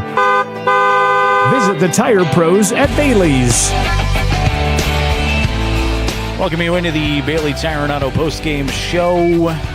Tough one for the Wolverines to swallow here. We'll chat with head coach Mark Lenhart coming up in just a little bit. And again, final score goes Douglas 20, Riverton 13 as the Bearcats start conference play 1-0. Riverton falls to 0-1 in conference 3-2 overall. Scoring recap looked like this at the end of the first quarter. There was no score. It took until 8:49 left in the second quarter. For the first points of the ball game, that was a 71-yard run. Colin Roberts to the end zone was 2nd and 1, kind of a routine little quarterback run, and he just got free, ran it for 71 yards. PAT was no good, made it 6-0 at that point. At the 1:35 mark of the second quarter, Cash Tillard caught a pass from Colin Roberts from 11 yards out. Tillard again caught a pass on the 2-point conversion, making it 14-0 at halftime. Third quarter, Jackson Larson had a 10-yard reception at the 3:17 mark, making it 14-7. Fourth quarter, really thought, and it didn't affect the outcome, unfortunately, but may have been the most impressive offensive play all season for Riverton. Jackson Larson, 47-yard reception from Blake Gattenbein. Just a outstanding catch where Jackson had it just a skosh behind him, tipped it to himself, caught it, and ran it into the end zone, 47 yards out. That is the longest play from scrimmage offensively for Riverton so far this season, that 47-yard touchdown catch. So that made it 14-13 because the extra point, I believe, was deflected at the line of scrimmage, doinked off of the right upright. So Riverton could never catch Douglas. Unfortunately, in this one, 14-13 at that point. Douglas recovers an onside kick after that play at the 6:33 mark. Drives the football, milks the clock with 1:19 remaining. 4th and goal from the 11. Reverse handoff, Jarrett Jones finishes the reverse, running 11 yards, diving for the pylon and scoring.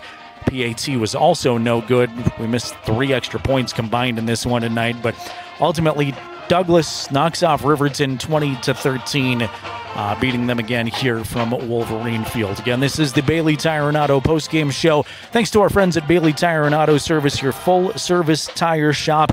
They've got locations in Riverton and Lander. Riverton's location, 755 South Federal Boulevard in Riverton, and they're at 1305 West Main in Lander. We are awaiting the head coach. You can see on your screen a lengthy post-game conversation happening with his troops there gathered around the end zone. So We'll continue to await Coach Lenhart's arrival, and in the meantime, we are still searching for a Riverton volleyball score. If you're still on our County 10 YouTube chat, feel free to weigh in if you happen to know that score, or if you've got some post-game thoughts. A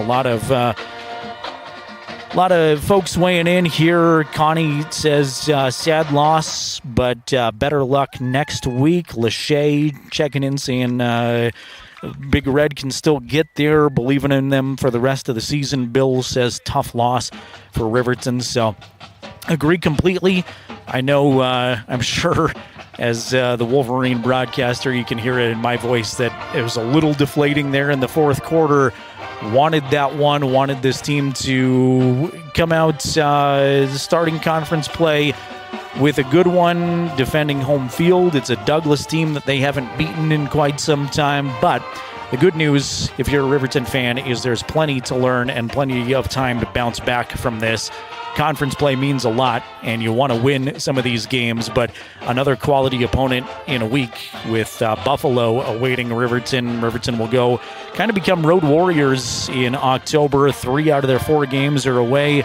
The one remaining home game in 2 weeks is the keeper of the gold game with Riverton and Lander right here from Wolverine Field. So Riverton in October, aside from the Lander home game, will be at Buffalo, at Torrington, at Rollins. So road warriors of sorts for Riverton, and we'll be along with them every step of the way here on Jack FM and County 10's YouTube channel. Still cannot find that Riverton volleyball score as they were in Jackson tonight. Has not been updated, but WyoPreps.com's volleyball scoreboard obviously will have that at some point. Moving over to some football scores of interest. We told you some Fremont County scores, but just to reemphasize, Wind River beat Wyoming Indian yesterday 46-8. Cougars 341 rushing yards in that contest. Earlier today was Grable beating Shoshone at SHS 26-21. DuBois plays tomorrow against Hannah Elk Mountain on the road. That's a 1:30 kickoff from Hannah tomorrow. And in 3A county score of interest, Torrington knocked off Lander at 33-2. So Tigers got a late safety in that one to prevent the shutout, but that was all they could muster against a talented Trailblazer squad. Other 3A scores of interest, third quarter score was Star Valley rolling over Jackson 34-0. At halftime, this is a ranked matchup. This shows how good Cody is. Number 2 Cody leading number 4 Powell 41-7. Third quarter right now, number 5 Buffalo leads Rollins 48-7. That is Riverton's next opponent. Buffalo up 48-7 on Rollins in the third quarter. And Evanston is shutting out Green River right now 25-0. We'll take another timeout here along the County 10 Sports Network, and we hope to have Coach Lenhart. They are still gathered around the coach in the end zone, so we'll continue to await his arrival here in just a little bit. Final score on the Fremont Chevrolet scoreboard, Douglas 20, Riverton 13. Back in just a couple of minutes with more of the Bailey Tire and Auto postgame show. To Fremont Chevrolet GMC Riverton, where we exceed your expectations and deliver the best service possible. Located on Federal in Riverton, we're here to make local car shopping fun again. Explore our wide selection of new and used Chevrolet and GMC vehicles. As truck and trailering experts, we offer a variety of options tailored to your needs. Experience exceptional customer service and competitive prices. Visit our website at FremontChevyGMCRiverton.com to find your next vehicle today. Myers Gambles is your one-stop shop for furniture, mattresses, and appliances in Lander, Wyoming. We have an unbeatable selection of furniture for your living room, bedroom, and dining room. Plus, we have the latest trends in home furnishings. Our mattresses are comfortable and affordable, and our appliances are built to last. Whether you're looking for a new TV, sofa, or refrigerator, we have the perfect finish, style, and function for your home. Visit us at 420 Main Street in Lander, or check out our website, landergambles.com. Today. Porter's Mountain View Supply, your local experts in fire and water. We got everything you need for new installs to accessories, and don't forget our great selection of stoves, grills, and spas. We've been serving Wyoming for over 40 years, so you know you can trust us for quality products and expert service. Visit portersmbs.com or stop by our Riverton or Casper locations today. Porter's Mountain View Supply, located on 750 East Sunset Drive in Riverton.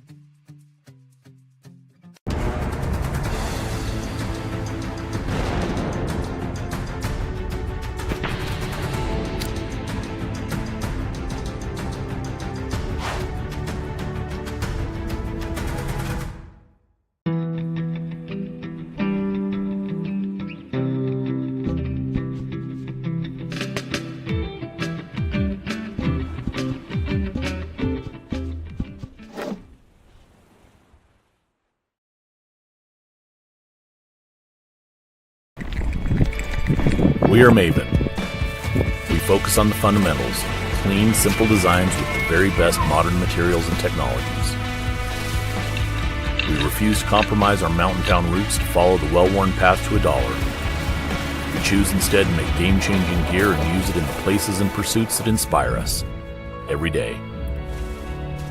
We are Maven, a company focused on the design and creation of innovative products for and by the modern outdoorsman. Porter's Mountain View Supply, your local experts in fire and water. We got everything you need for new installs to accessories, and don't forget our great selection of stoves, grills, and spas. We've been serving Wyoming for over 40 years, so you know you can trust us for quality products and expert service. Visit portersmbs.com or stop by our Riverton or Casper locations today. Porter's Mountain View Supply, located on 750 East Sunset Drive in Riverton.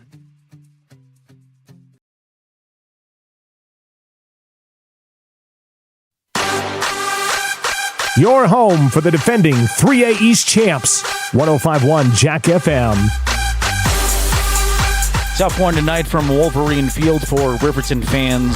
RHS falls at the hands of the Douglas Bearcats 20-13. We are still awaiting the arrival of Riverton head coach Mark Lenhart, as you see on your screen right now. The lengthy post-game conversation right there with his kids. I think it's another character moment for this team to see how they respond after a tough loss like this, especially at home. They've got an opportunity to take on a very good Buffalo team next Friday, and like we mentioned just a moment ago on the Bailey Tire and Auto postgame show, Buffalo's currently up 48-7 on Rollins. That is a Rollins opponent that is, unfortunately for Rollins, not a very good 3A team. They haven't been for a while, but that still shows quite a bit about what Buffalo is capable of, I think, putting up those 48 points. So it's going to be tough, and it's going to be just a juggernaut of 3A East teams that Riverton has to get through. Still tough trips, Buffalo and Torrington, and then you factor in Landers improved in the Keeper of the Gold game coming up here in another week. We've got the coach going to join us here in just a moment. Again, Douglas knocking off Riverton 20-13. Thanks again to Bailey Tire and Auto Service for making our postgame show possible. 20-13, Coach Lenhart joining us. And Coach, I hate to talk to you after games like this because I know it was deflating there late. I thought your kids showed a lot of good things, but some missed opportunities, especially early on, it felt like. I don't know what we got to do to get these guys to come out and get ready to play from the jump. We tried to keep the walkthrough pretty light last night, trying to change some things, but this post game, I'm just going to talk about the things we did well, and I'll keep the things that I feel for real to myself, for the sake of the media. I thought we fought in the second half. Don't know why we got to wait till the second half to get playing. So many mental errors on things that we talked about and worked on. I thought, Archuleta ran tough. Give the Douglas kids props. We just couldn't get off the field. They had some long runs, and, we just didn't get it done tonight.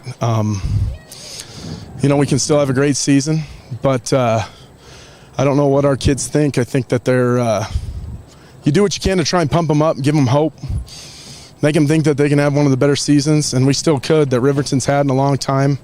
But our lack of competitive drive and leadership is a bit of an issue right now. And so whatever I'm doing, I need to change, and I'm going to do some soul searching over the next 48 hours, and I'm going to have, usually I leave the varsity, we go Monday morning varsity practice. We're going to go after school, and they're going to practice just with me. And we're going to get some things ironed out, and I'm going to send the rest of the staff to coach the JV game. Is this a real character week to see how your team responds after a loss, and obviously a really tough Buffalo team awaiting you in a week? Yeah, I mean, I'm just going to leave it at this. Come to our practices. Anyone in this town is welcome to come to them and check them out. They're intense, they're hard, but they're hard for a reason. And when I get on guys about little things that we don't do right, and then we go out and we make those mistakes in games, I believe in the football gods. And there were the same mistakes we've been making in practice we made. And so, yeah, it is going to be a character builder. We're going to find out if we've got guys who are going to be focused on getting it done when it matters and in crunch time. But we put ourselves in the hole every game, and then we have to fight out of it, and I just don't know why we can't start that way. And so that's what I'm hoping to find out. We're going to see if we can be ready to play right out the jump next week when we go to Buffalo. Not trying to find silver linings, but I thought you had some good individual efforts. Jackson Larson had a couple of great catches. Caden Arnold, I thought, was big at times. Eric Smith came in and had a couple nice plays for you. So some little pieces here and there, and I thought some nice individual efforts. There was, for sure. I mean, and Blake threw some beautiful balls at times. I mean, he gave our guys every opportunity.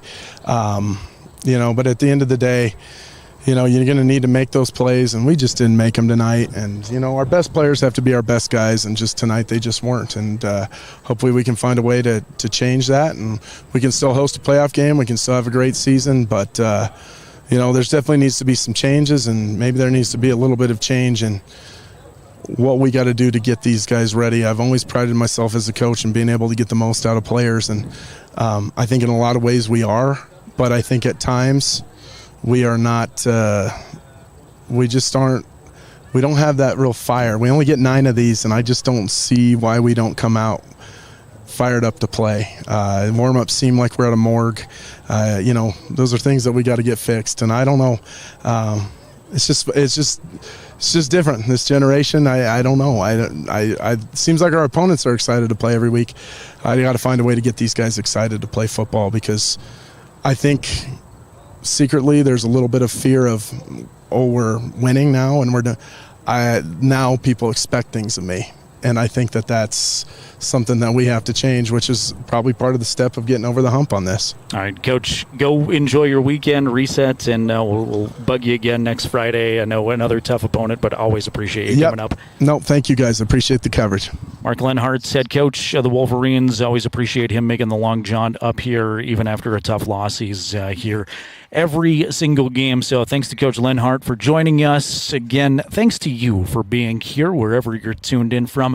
Let's see, Jason, let's recap real quick. We had viewers in Hawaii. We had Miami. We had Delaware was represented. Montana was represented. And a lot of folks, of course, right here in great Fremont County watching along, too. So wherever you're tuned in from, if you're driving home, please drive home safely, listening on 105.1 Jack FM.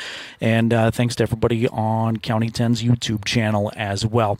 Next Friday, Jason and I are going to make the trip up to Buffalo. We will be there with the Wolverines, same broadcast time and network and everything you have come to expect. 5:30 for our Porter's Tailgate Show, 6 o'clock kickoff for more 3A East football, and you can listen to it on 105.1 Jack FM. If you're not able to make that road trip, we invite you to head over to YouTube, search for County 10, and check that out. You can cast it up on your big screen TVs at your house if it's YouTube enabled, and you can watch it on all of your devices that way too. We will link to it at county10.com, try to make it as easy as possible for you. But as we go on the road, we are here for you there. But if you are headed up to Buffalo, certainly encourage you to do that, to go cheer on the Wolverines. And they'll need some support on the road next Friday night. Another good crowd here at Riverton High School. Riverton starts conference season, though, falling to Douglas 20-13. We'll have more Fremont County sports coverage for you at county10.com. County 10's Randy Tucker was in attendance on the sideline tonight. He'll have some great photos for you and a recap of this one for you to check out, and more sports coverage, as always, at county10.com. With that, I want to thank everybody at County 10 and all of our viewers/listeners this evening. Jason Peterson, our fantastic camera operator, holding things down here and taking his time to bring you the sights and sounds of everything. For Jason and County 10, I'm Jared Anderson. We'll send you back to 105.1 Jack FM and County 10's YouTube channel. Again, final score, Douglas 20, Riverton 13. See you next Friday from Buffalo, and good night from Wolverine Field.